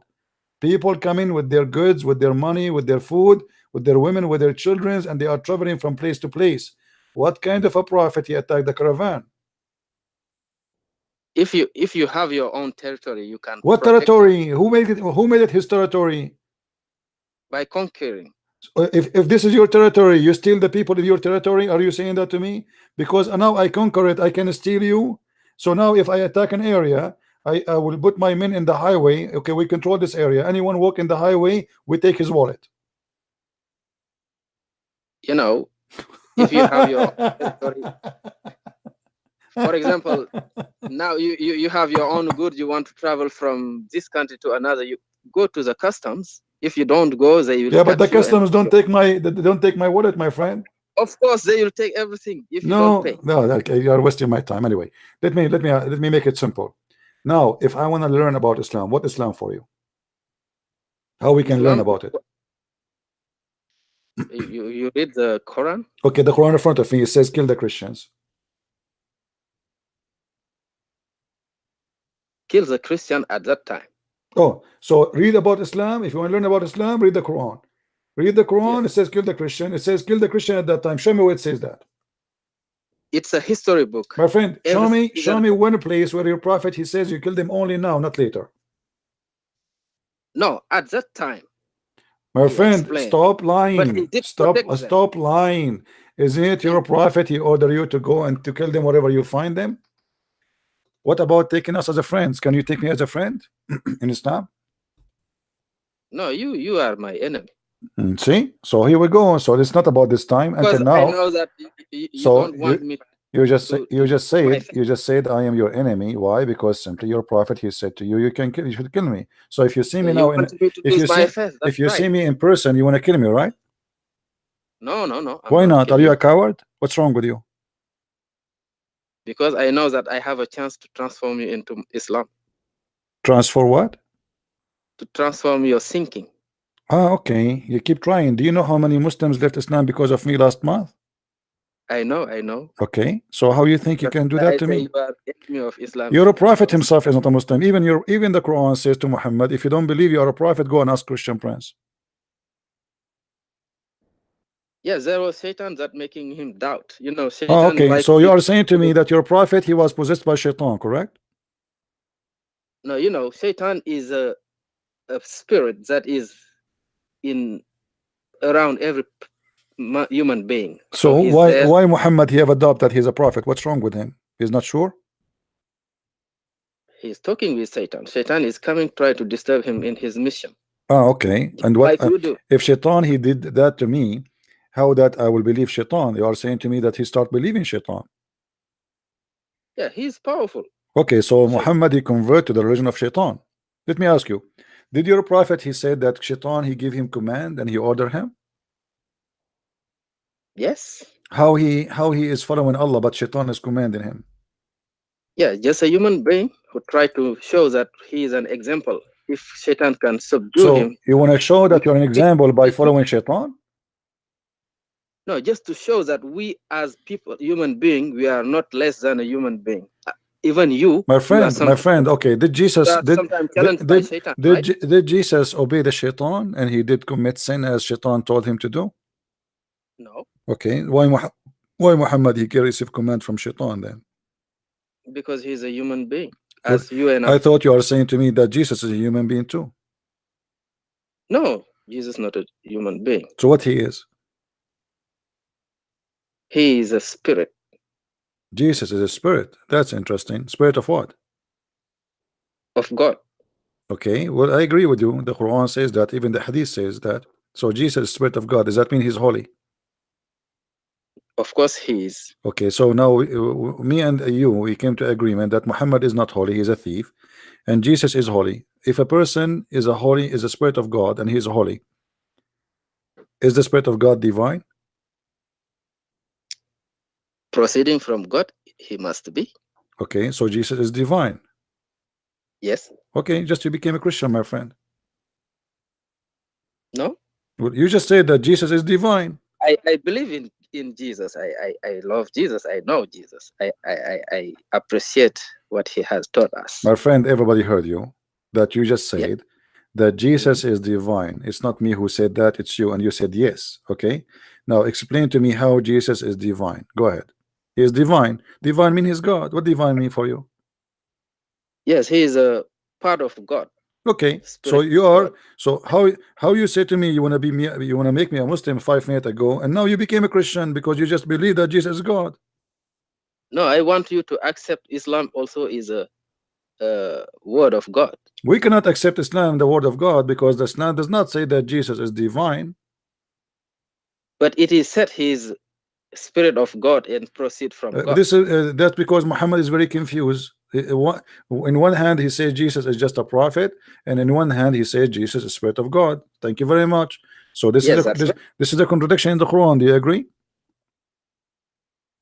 If you like so. No, it's not about I like, so I'm asking for your opinion. You're adult, not a kid. Do you agree that this contradiction? Because it cannot be both. Either you say that Jesus is not God, not divine, or Jesus is divine.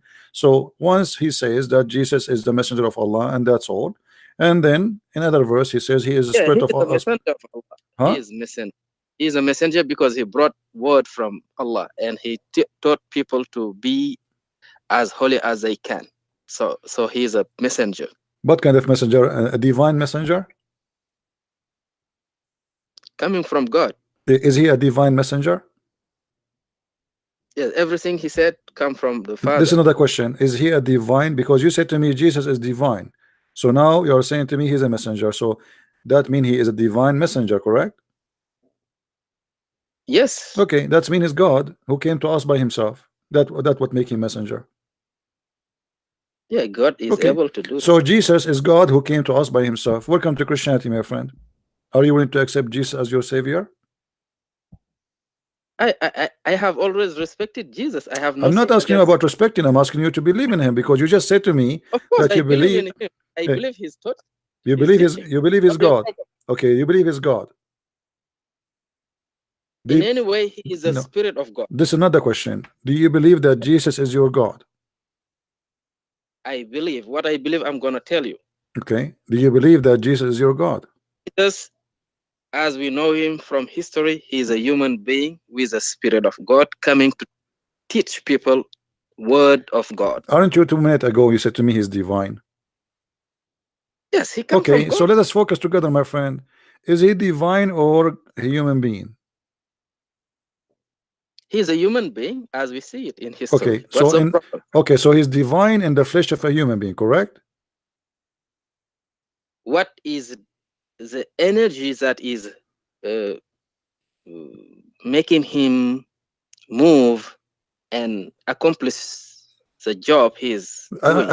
Forget about the energy. We're not talking about the fuel now. I'm asking you. The man in front of us is Jesus, but yet Yeah. God is in that man. He is divine. So he is divine in the flesh of man, correct? Yes, the spirit of God is in him. Okay, so the man, the flesh, yet he is a flesh of a man, but inside him there's God, correct? Yes, the Okay, spirit of God. thank you very much. That's mean Muhammad is a liar. In the Quran, you find that he is a spirit proceeding from God, My right? friend, isn't it the Quran says that Jesus is just a messenger? But he said Hmm. he is a spirit that proceed from the Almighty God. Correct, correct. And that is a contradiction. In the same time, Muhammad he got himself busted. I agree with you. So if he is a messenger, but yet he is a spirit, that's mean that he is the word of God who became a man. For he is the message, he is the messenger, and he is the spirit of God in the same time. Correct? The spirit of God, yes, that's Okay, spirit of but God. and he is the word of God in the same time, correct? Yes, he is the word of God. He Okay, brought so the let word of us let us see together what Jesus is according to what we just agree, me and you. You said that Jesus is the word of God, he is a Mhm. spirit of God, Yes, and he is a messenger of God, that's right. and that he is divine after all, correct? If everything is from God, this is divine. No, make it simple for me. Confirm. Is he divine? Because you said that already, and just confirming. So he is divine. So let's agree with something. Hmm. Is the Bible divine? This is not a question now. Don't change topic. No, no, I would like to understand what No, is divine from. when we say the word of God, we are talking about specific thing that is God Himself, who is and His word is one.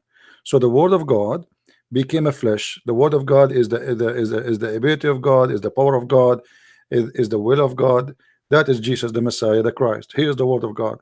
So the word of God became a flesh, and the word of God was with God, and the word is God. So the Quran says that Jesus is the word of God, and he Yes. became a human being, a messenger, and Mm. yet he is proceeding as a spirit from God. Okay, so now we have a three in one according to the Quran: Yeah. the word, the man, and the spirit. Yes. Okay, Hmm. the word of God is eternal, correct? Yes. Okay, that means Jesus is eternal, and the spirit of God is eternal, correct? Yes. Okay, now what about the flesh of the man? Is it eternal? Pilvarum est pilvarum reverteris. So Jesus now, until now, according to Islam, is still he's alive, right? He is in 2,000 years, but still he's alive in the heaven, right? Yes. So he's enjoying the eternal life of heaven. Uh, So uh, as we see in your Quran, and according to you, we come to a conclusion that the Messiah, the Christ, is the Word, is the man as a flesh, and he is the Spirit of God, and a three in one, and he is God. yeah. If you understand that God is a name, and divine is adjective, so everything that proceed from God should consider as divine. How many divine you have then in this case? Is it only like God, only divine, or there's many divine? One divine, and things proceeding from him will be qualified as divine. Okay, how many But things they are proceeding not from the- him? They are not the If God, there's anyone beside Jesus is proceeding from him, but we cannot consider as God, but you just said because okay, so divine is not God for you? is something that proceed from God. One part or something of God Oh, is okay, divine. It's an adjective. okay, so Qualified, okay, but so not the name of when itself. we say that Jesus That is is a divine, human when being, we say that but I Jesus is divine proceeding from wrote God, book, my and friend, the book is Christian Prince book. So it's proceed from your knowledge. It's your book, but it's not you. Maybe it's your thought, your thinking, your philosophy, and something like that. yeah, but the story here is different, my friend. Jesus is a word who is talking and walking and living word. Is not a Yes, word it's the written in a spirit. word. Okay, The spirit. so Jesus is the Your book, living. for example, Okay, your Jesus book, is the living, your walking, book talking don't word of talk, God. but Listen. Let's there make are, it simple. Let's make it yes, simple. Jesus is the living, walking, talking word of God. Do you agree? yeah, everything comes from Okay, God. so That's why. that will not compare him to something written in a book, because he is alive. This word is alive. Okay, and he is divine, and divine mean he's holy, and divine mean eternal. Is that correct? Yeah, eternal. Okay, and eternal mean there's no beginning, there's no end. Do you agree? No end. Okay, Yes. that is God. So Jesus is God for you. Yeah, everything comes from somewhere, Okay, from so God. now you have to reject Muhammad as a prophet, my friend. You accepted Jesus as God. Jesus is everything. Everything of Jesus is from God. We don't deny it. This is not the question. You just said, you just agreed a second ago. You just said to me that Jesus is God. You said yes. So Jesus is God. Everything of Jesus is from God. No, is Jesus is God? You said yes. This is what you said to me. Is Jesus himself God? Yes or no? Jesus is of God. That's not the question. There's nothing is called of God. What of God? I am of God too. But you are not as holy as he is. Okay, Me too. but this is not the question. When you say is holy, I am not holy at all. What holy have to do with me? You know, Jesus is holy. Because I am not. listen, you are on earth to try to be as holy as possible. No, You no, are no. not here. There's no. We're not holy. We're not holy. We are not holy. We are sinners. We try. No, This is doesn't matter. the Doesn't main. matter. Doesn't matter. We are not holy. Of course. Yeah. Okay. Why are you But teaching this is right not. now? But this is. Why are But you teaching? now. But now you Why are confirm. you teaching Okay. right now? You remember. You see, you are confusing yourself. What I asked now? you. I asked you. Is Every Allah? day Is you are Muhammad? on your Is Muhammad on holy, my YouTube. friend? My friend. What is the reason you are on YouTube Is every day? Muhammad holy? Yes or no? Okay, my question now I have to ask you. Why are you every day on YouTube making this? Not because I'm broadcast? holy. Not because I'm holy. I'm just trying. No. Yeah. No, it's not because you are holy. Because you have one aim. Yeah. And the aim is What's to your help aim? people like you, to help them to come to Christ. For what? To come to Christ, to save you. If you come to Christ, what benefit it will be? You just said that Jesus is divine. He will be with the holy divine. Yes, that's Okay. the reason. So that You want to be divine. So you want to be holy. no, not me. No. I want you to be with the holy. I want you to be with the holy, not to be holy. All the disciples. You will not be holy. You are a human. You are a sinner. No. You try to be. Right. This is why the Bible says, "Be holy like your Father," which means it's a project to work in. But you are not holy. That's okay. the reason I say all right. try. But this is not the question now. This is not the question, man. Now, as long Jesus is holy, this and is Jesus my question, is and I would like Jesus, to use this Jesus, you see, Jesus is God or not. The second you say Muhammad is not holy, do you agree? Yeah, he is a proper human being. How many holy we have in this world beside Jesus? Can you name them for me? I have no idea. So you can name only one name for me. That is the Messiah. Yes, that's That's his it. provision So he is of God God. because he is the only one is holy. He he is of God. So You keep God has saying to me of chosen. God. What of God? He is holy. God is holy. He is of God. What of God? I asked you Okay, name. listen. I asked you name for me one person is holy beside Jesus. You could not. So he is the only God and he is the only holy according to you, But where he come from the Father, right? my friend.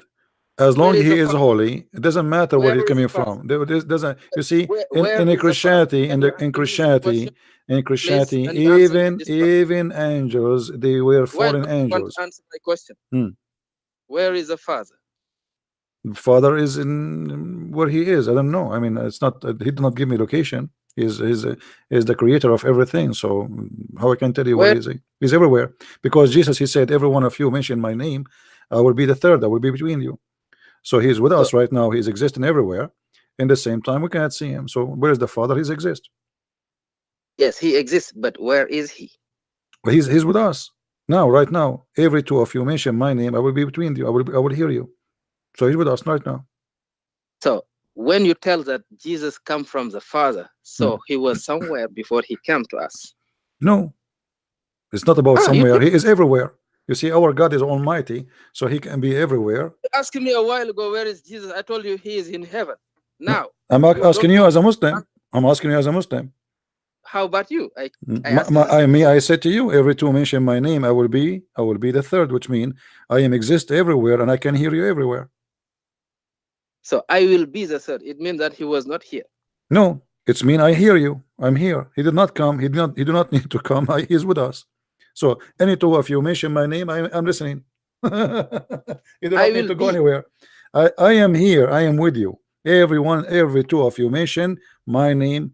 I will be between you. I will be with you. So he mention my name. I am with you. As simple as that. So God So is I am exist with you everywhere. is mean that my spirit is with you. My friend, God, our God is a spirit. Your God is not a spirit. Do you know that or not? God is a spirit. No, the God of Islam is not a spirit. Why do you say that? Well, How can he operate? my friend, the Muslims they reject actually. If you believe that Allah has a spirit, they will kill you. So what is he? You ask the Muslims, he is just a physical being. He have legs, he have eyes, he have shin, he have face, he have fingers, he have foot, but he don't have a spirit. He's a dead body. And he has all this power to transform half of the. He have no power. Who said Allah has any power? Allah is a shish kebab name. It does not exist. What power? Where is the power of How Allah? can you explain My that friend, in the name of my Allah friend, all these let me miracles? ask you. Let me ask you. Do Allah have a body? Yes or no? Did you hear my question? Do Allah have a body? Yes or no? Did you hear my question? Before I want to get the answer clearly, Yeah. because obviously you do not know what Your Allah is first about. question you ask Do me, Allah have you a body? said Yes or no? Allah is not a spirit, Allah is so not a he has no spirit. power. Allah is not a spirit. So I want you to answer this question. Hmm. How a person who is not a spirit, has no power, can in his name transform a whole world into Islam? Where does it come from? My friend, he transformed nothing, and the whole world is collapsing, is not transforming to Islam. As you see, Muslims You themselves. were born 50 years ago, 50 My years friend, ago. what are you Now you talking find that about? What all are you believe in Islam. talking about? There's no Muslim between Muslims. Muslims themselves are leaving Islam. Look at you. You claim that to be a Muslim. You call me. You do not know if Allah is a spirit or not. There is not a single Muslim in the world believe that Allah is a spirit. So how you say the whole world is Islam? What Islam? We are three times more than you. The Christians, they are three times in numbers more than you, and we did not say the whole world transformed to Christianity. That is No, very no, no. that is I very silly told you. of you, my friend. This is not the power Listen, of Allah. This is the power of stupidity. People do not know. People they breed, they bring kids, they have babies, and Muslim they marry four wives and they divorce and they marry. But this is not about now, how can you explain people converting in because they UK? are In stupid. They will leave Islam as soon they come to me and they learn from me. As it is simple as that. increasing every year. The same as you just left Islam. It is increasing every year. Believing, It's I increasing. believe No, it's no, that's not true. According to Al Jazeera, 16,000 Muslims leave Islam every day. every day. Every day, 666 according to Al Jazeera every hour. Go and search right now. This is an old video actually by Al Who did this Jazeera, by a program. study? It's called the Sharia wal Hayat, the Sharia law and life. 16,000, they are crying and screaming. How 16,000 live in Islam every day? In America, all those who converted to Islam in many, like in the whole year, is not going to be 20,000, and the one who leave Islam is a lot more. The biggest church in USA of convert is Iranian church. Hundreds of thousands of Iranian, they left Islam and they are Christians. Go and check. So what are you talking about? The son of Hamas founder is an ex-Muslim. 1,600. 16,000 they leave Islam every day. Every day. So if you multiply it for 1 year, you will 6 find millions. 6 millions, exactly. They said that in the program. Shoshef, you will see they said that if you speak Arabic, listen to it. It says 6 millions a year. 6 million a year. 6 million a year, yeah. So it means that in 10 years we'll have 60 million people. Already you have more, but because this is a few years ago. So if you calculate like this, my friend, in Indonesia, we used to have 0 Christians. Don't you know that? In Saudi Arabia, like in this coming week, we have an interview between me and the brother Al Fadi, who was a Saudi. We have tons of Saudi leaving Islam left and right. They became Christians. So you obviously you have no idea what's happening. You Muslims leaving Islam like crazy. Islam is collapsing, my friend. Islam is not growing as they claim. And even those who convert to Islam, they stay a year, 2 years, 3 years, and then they leave Islam and they expose Islam. There's a guy in YouTube, very well known.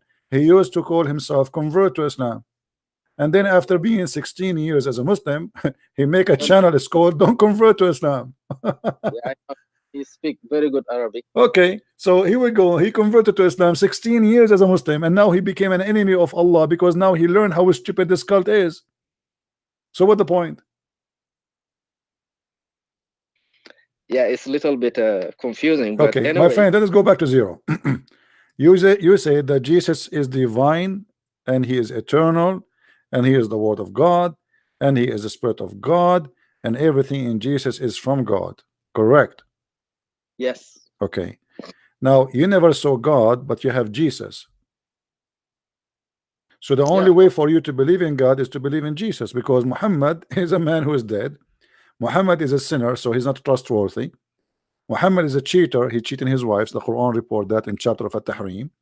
Muhammad is a thief and accused to be storing underwear. Muhammad was a liar. Muhammad, child molester. So what do you have for your salvation except Jesus, my friend?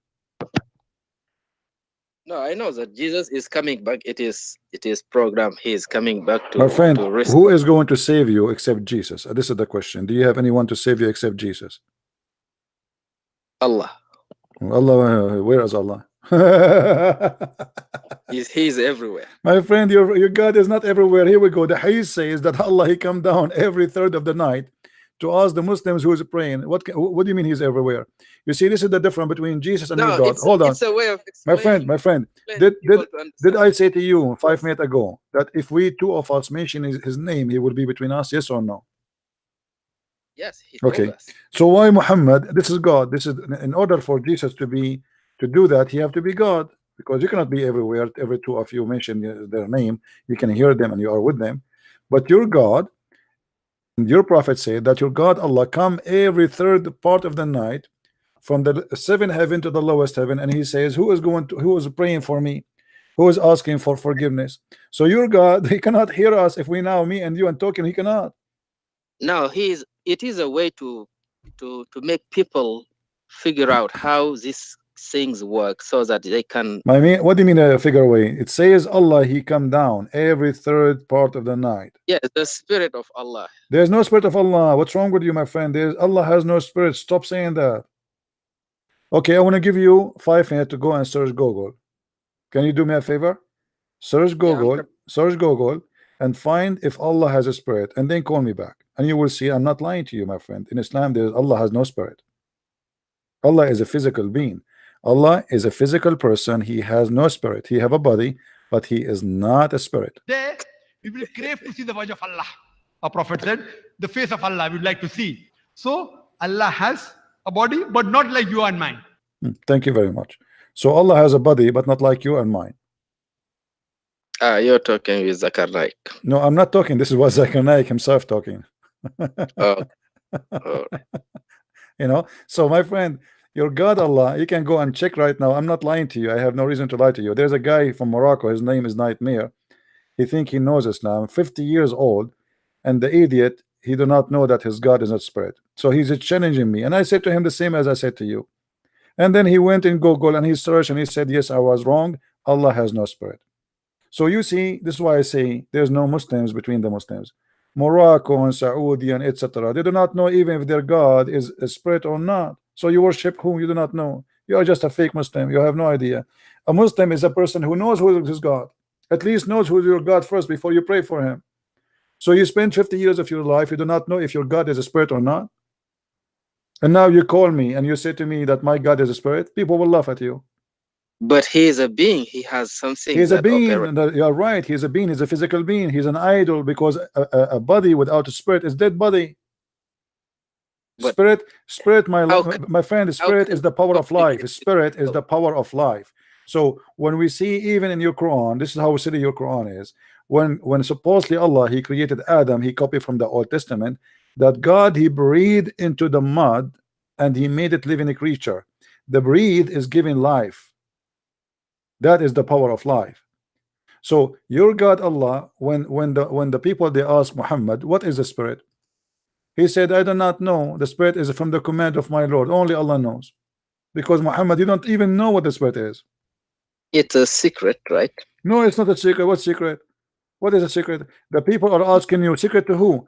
People they are asking you, what is a spirit? And you are a prophet of God. Can't you tell us what is the spirit?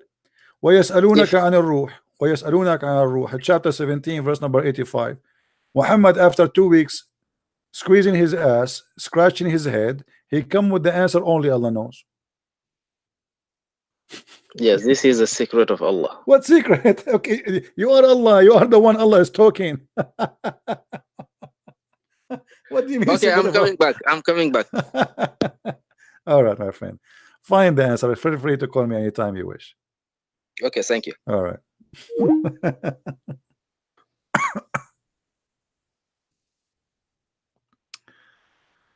Uh,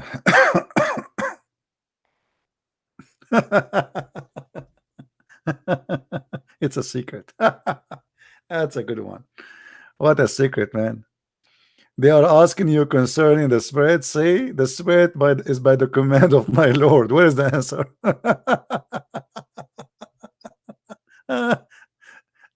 I mean, this guy, he went to school, he studied for 10 weeks, he asked all the neighbors, he asked the friends, he questioned, he asked Jibril, Jibril, help me, do something, Jibril, and then Jibril, he got him this. Where is the answer? I mean, how stupid is even to say that? But because people, they keep saying to them, we ask you, where is the answer? What is the spirit? Muhammad, you have to give an answer. And there's no God speaking to him, he's a liar. So the easiest answer to say, Allah knows. The spirit is from the command of my God. And you have no knowledge. Okay, this is what we are asking you because we have no knowledge. Teach us.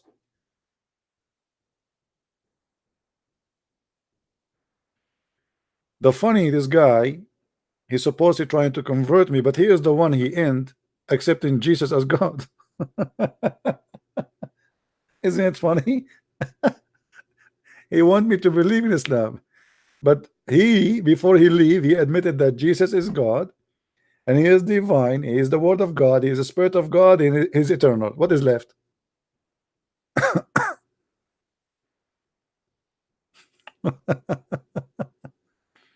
And my friend, Islam is growing. Growing where? I mean, what are you talking about? Which country is practicing Islam anyway? In Morocco, or in Algeria, or in Egypt, or in Syria, or in Tunisia, where they forbid, even they are thinking to forbid the Quran? Where Islam is practiced? In Kazakhstan, where the Quran is forbidden? Maybe in Turkey, in Erdogan, where the nightclubs are open 24 hours and women they are wearing bikini in the street. Where is Islam? Show me Islam. I want to see it. You see, remember, Islam is a state and government and religion at the same time. You cannot say to me, oh, those people are doing that. So if you cannot establish a state of Islam, it means Islam is not there. Islam is not the same as a Christianity, which is a belief, not a government. Islam is a government and belief in the same time. So in order to say we are Muslims, you have to establish an Islamic state, ISIS. When ISIS came to practice the true Islam, Muslims themselves, they hate it. Because ISIS is bringing the real face of Islam, and this is ugly. So what you want from Islam? You want an Islam by name. You do whatever you wish. Your wife, she wear jeans, and she have 5 kilograms of makeup, and she wear high heels and perfume, and she do makeup taking hair from her face, which is forbidden in Islam totally.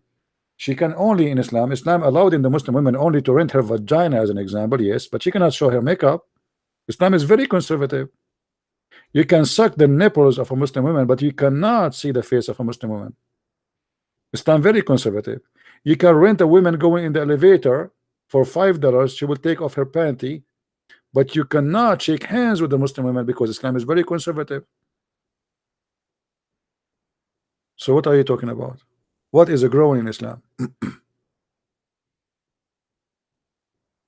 Nothing. In the month of Ramadan, Saudi Arabia is empty. The only one who stay there is the one who cannot travel and the one who cannot afford it. The whole country is flying. They fly where? 6 countries, 6 tourism, Thailand, Vietnam, you name it, 6. This is, here we go, the Saudi Arabia.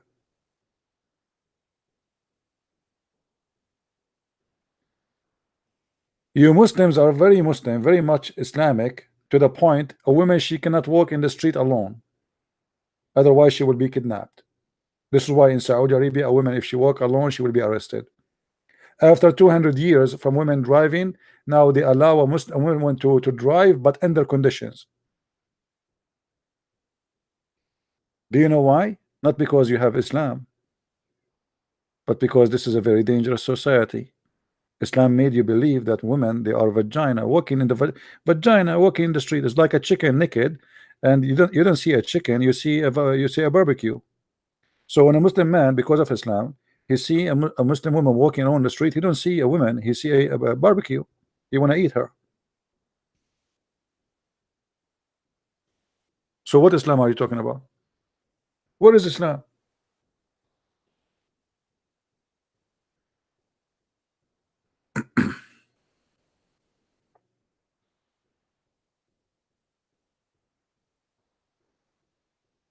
The Muslim, they keep talking about numbers, but your numbers doesn't count, my friend. You don't even know who is your God.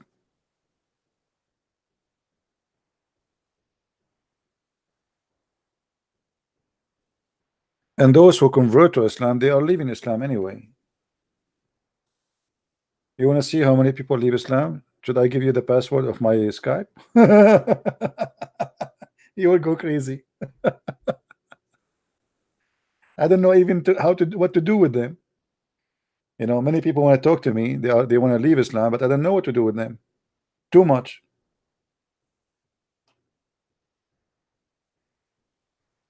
Right now, as we speak, you say there's people that saying to me, "I'm an ex-Muslim. I am ex-Muslim. You don't want to talk to me?" But I cannot talk to everybody. That's why I say I want to talk to Muslims. You are ex-Muslim already, my friend. Happy for you.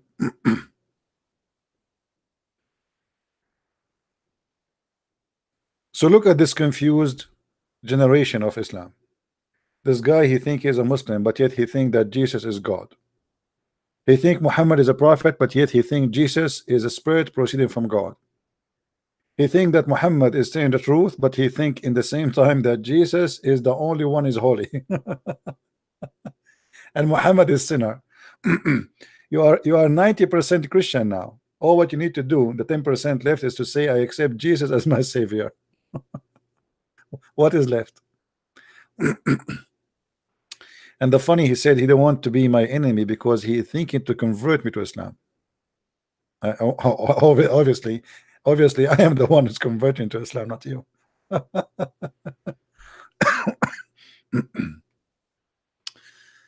Oh boy.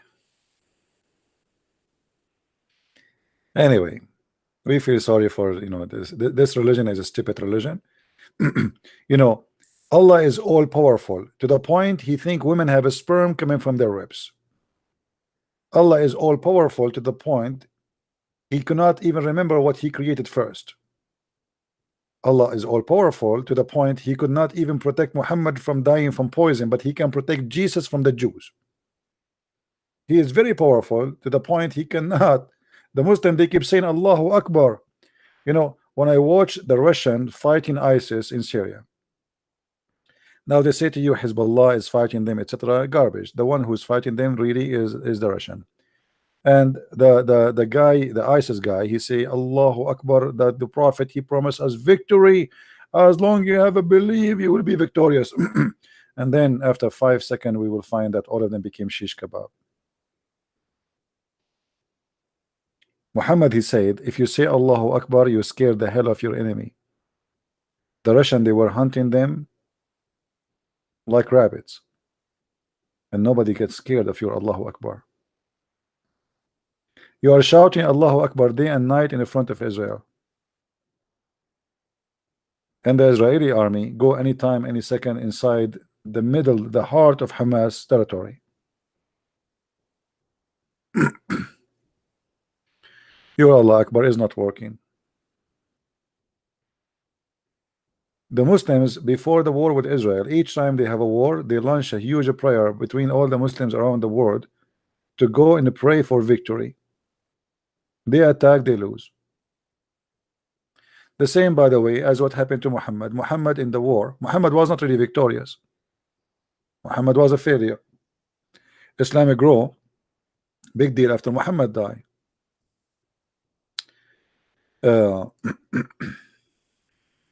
Muhammad was able to establish his religion in the Arabian Peninsula, but not really outside. If you go in the Quran, you will see the Quran promising the Muslims that if there's 100 of you have a patient and they are preserved, you will vanquish 1,000. Okay. The Muslim, they went to fight and they got busted. So Muhammad right away, he said to them, now Allah, he found that you have a weakness on you. He have a weakness. Allah, he just found a weakness on you. So because you have a weakness, Allah will just change the number from 100 to fight 1,000 to 100 will fight 200, which means the mistake Allah he did here is what is a huge.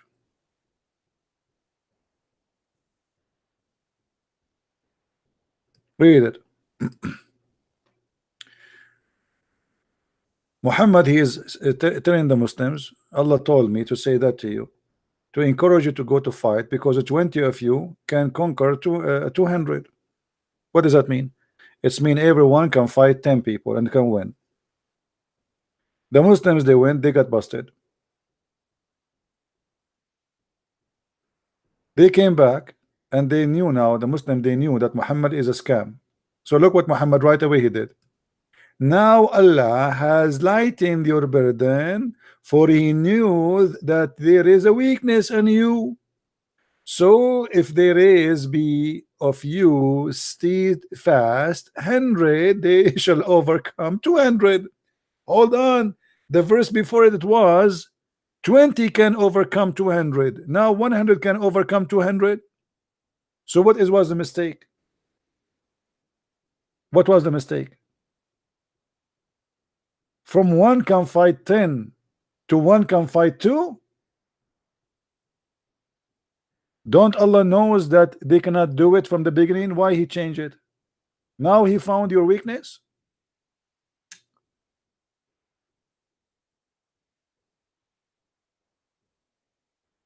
Allah, he found a weakness now. So good news for you. I'm going to enlighten your task.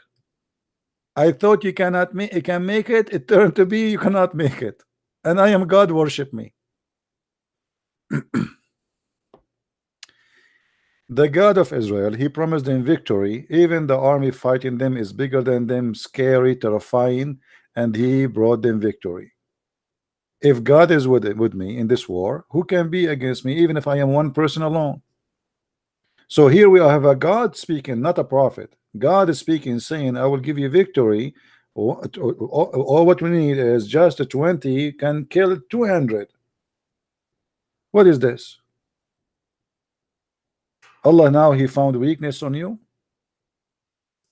so he changed the task.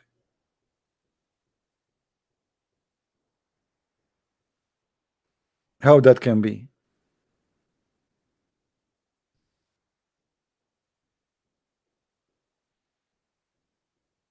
Why that person is posting her phone number? Rebecca, are you looking for a date? Here you will have a lot of Abduls.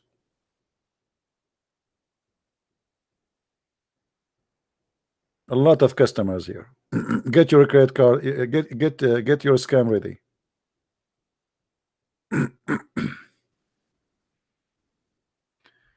Anyway, we are not going to stay longer here. We have enough for now.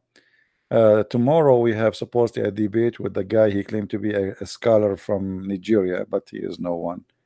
But you know, Lord have mercy, what we can do. We have to deal with all those kids. As you see, they don't even know if their God is a spirit or not.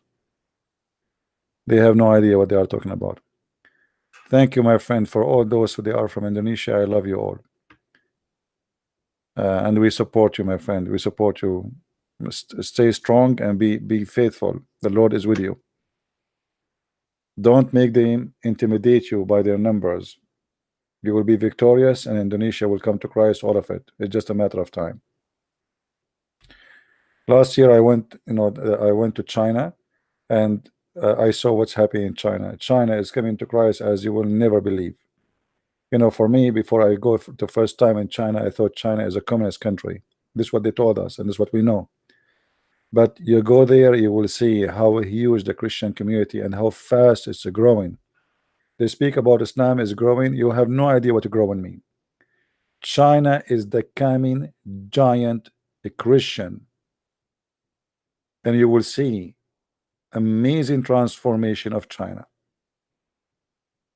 The Chinese government are trying their best to stop Christianity. They destroy churches. They don't give them license to build churches. They do everything they can. They arrest the Christians. They harass them. They kick them out of their jobs if they knew that they are Christians. And still, Christianity is the biggest belief ever you can imagine, growing so fast. Same as what happened in South Korea. And just wait, in North Korea, we are waiting for the border to be lifted, and the whole North Korea, by the will of the Lord, will become believer in Christ.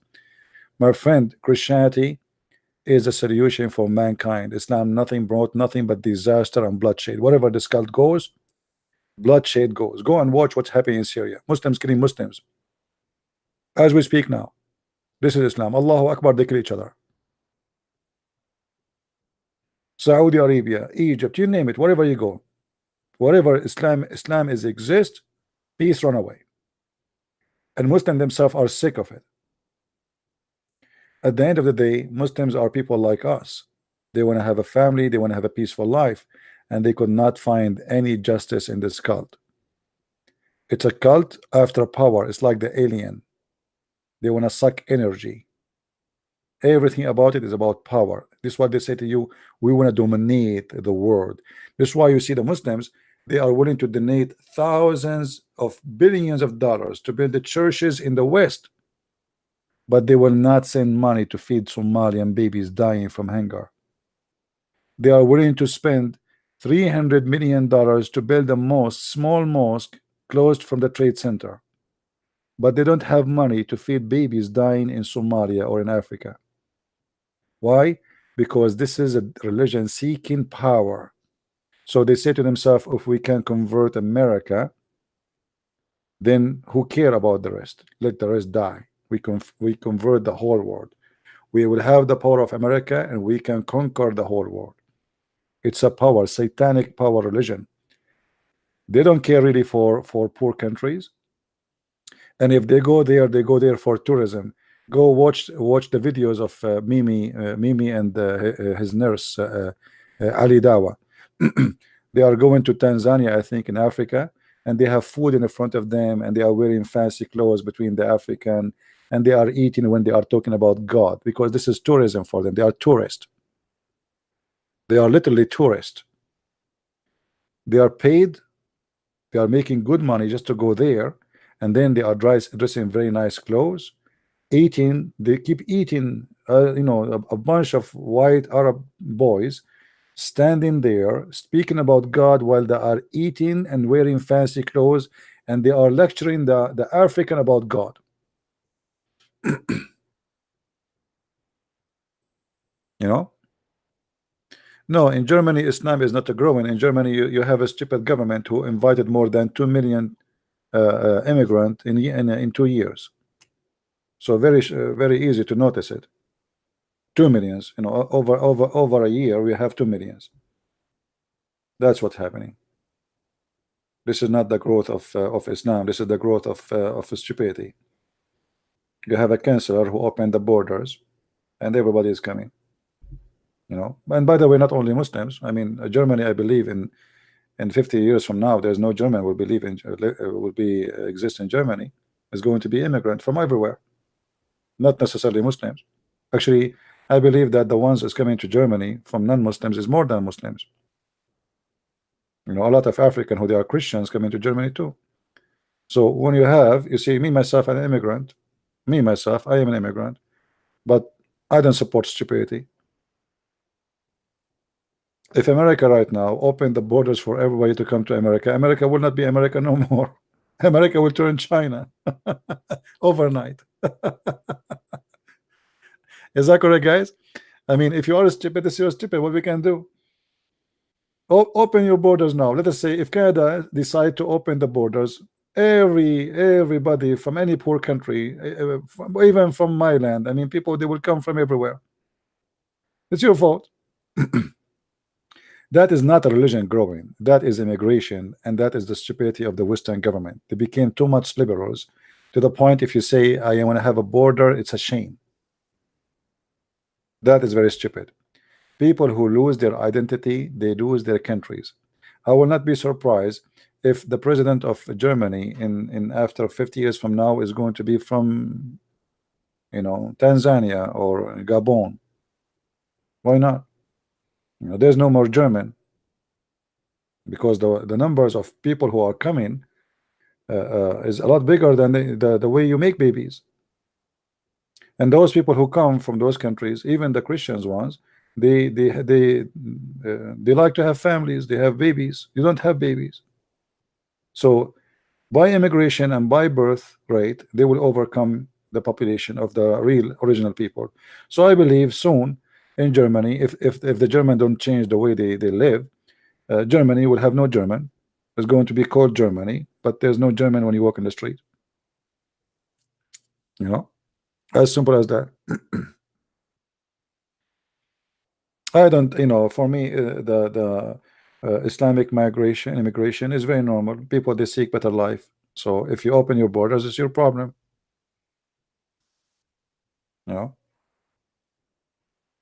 Look at Europe. Europe is suffering from a lot of problems, and yet they want to have more immigrant. Look at France. People, they are suffering from unemployment. People, they are burning cars for the last 2 months in France because tax is too high, government is not doing a good job, etc. And then you want a more immigrant. At least to take care of your citizen first. But what you can say, I mean, stupidity, right? I believe Europe is suffering from loss of identity because of the liberalism. And when you don't have identity, you are no one.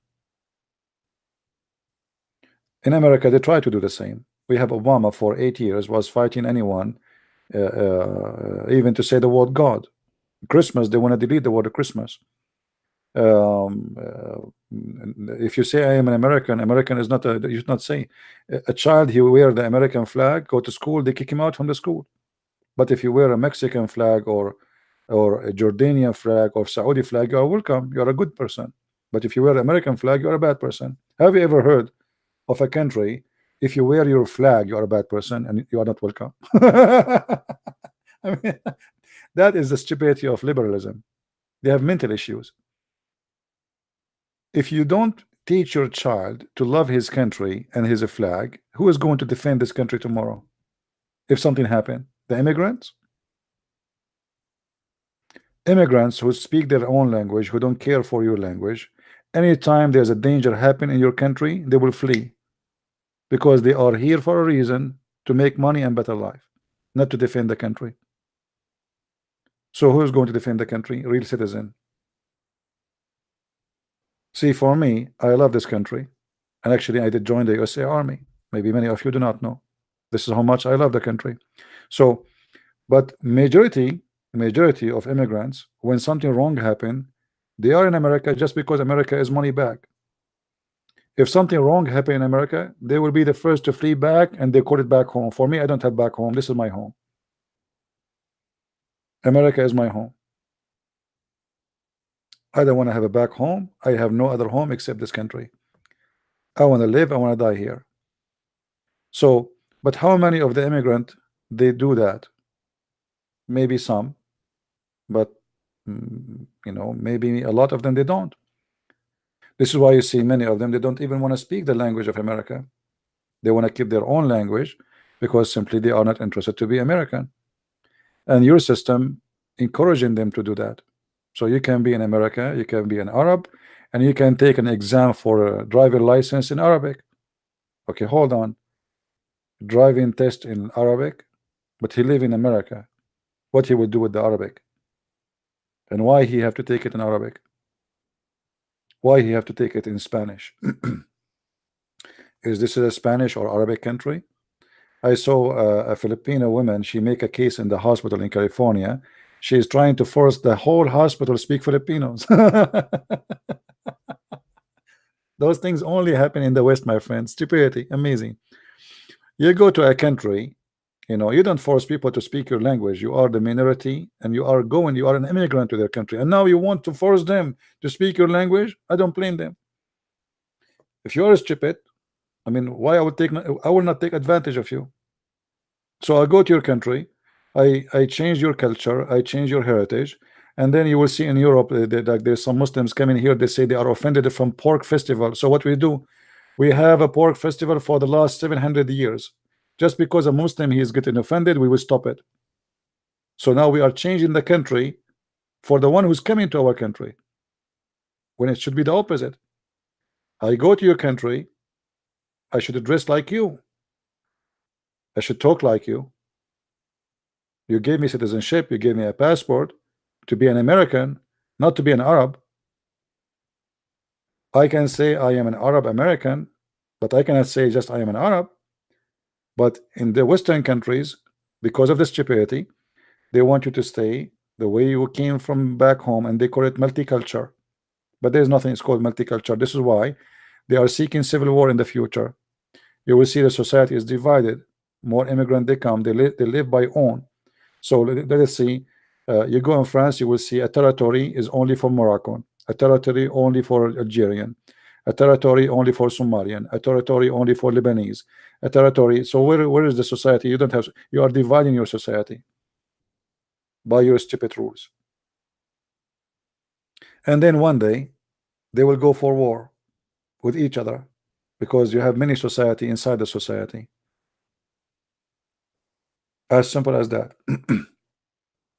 You see, I don't agree with Trump in many things, but Trump, he did many good things. As an example, Obama was a president for the last 8 years, and the African American, nobody cared for them. Trump, in the last 2 months, he made a very special law to increase investment in poor areas, owned, or let us say the majority of it is black people. So now billions of dollars will be invested in those areas. Why? How he did that? Very simple, very smart. He said, if you invest in that area, tax free for the coming 10 years. So this is how the white man Trump, who they accuse him to be KKK, he's racist, he did. But Obama, The African supposedly he never did anything good to the African. So now they are assuming that I don't know how many billion trillion dollar will be invested in areas which is poor. Nobody even want to live there because now he gave them tax heaven. Imagine if you own a business in this area, you pay tax free for 10 years. That's impossible in America. That's a lot of money, you know. So you will see a lot of companies moving there, and the black society, African society, they will flourish, and their education will be better, and then nobody will be doing crimes. You know, when you are poor, you do crimes. If you are wondering why they have a higher have a high percentage of crimes, because most of them they are poor and there's no education. Give them education, take care of them, they will live better and they will have better life. When you are poor, you have nothing to lose. You already have nothing. So what do you want to do? You take me to jail?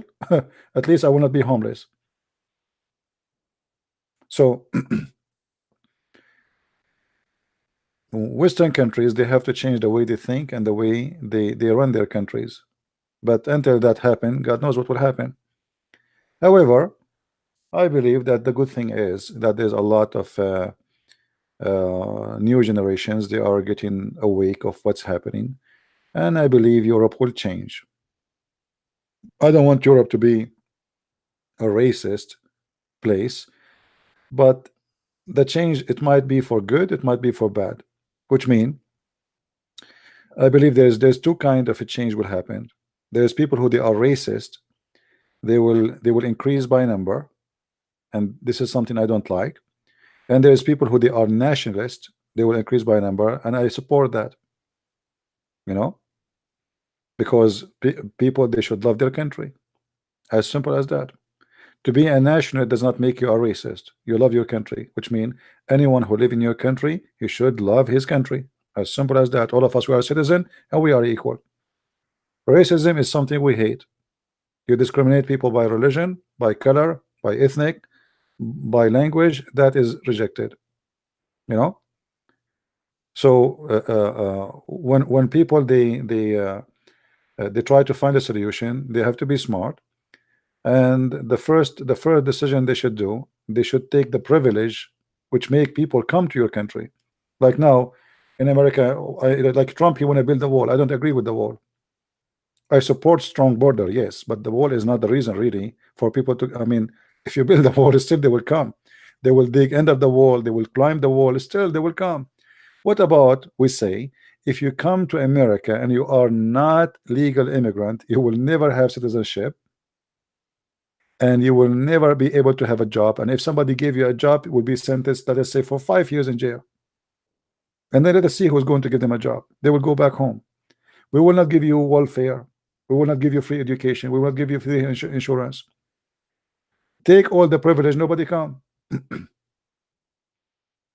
It's, you know, Western is like somebody, he put some honey in the side of his window and he wonder why the bees are coming.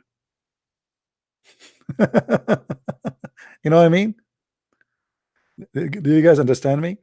It's very normal. If I am a person coming from a poor country and you say to me, if I come to you with my family, you give me free education for my children, you give me free insurance. Not only that, I will have what even citizens don't have. In America, by the way, if you come as a refugee, you will have a free insurance, which American citizens do not have. They have to pay for it, not for free. So you are a person who don't work in this country, who never been exist in the country, you get it for free. You believe it? So why not? I mean, I don't blame the poor people to come. They're poor. If I am poor, if I have a family, I want to feed, etc., and I want to do, you know, I will cross the borders too. It's not their fault. It's the fault of the stupid system you have. You tell them, if you come to me, I will give you free housing, free insurance, free school. You don't even need to go to work for 2 years at least. Well, here we go. We are coming.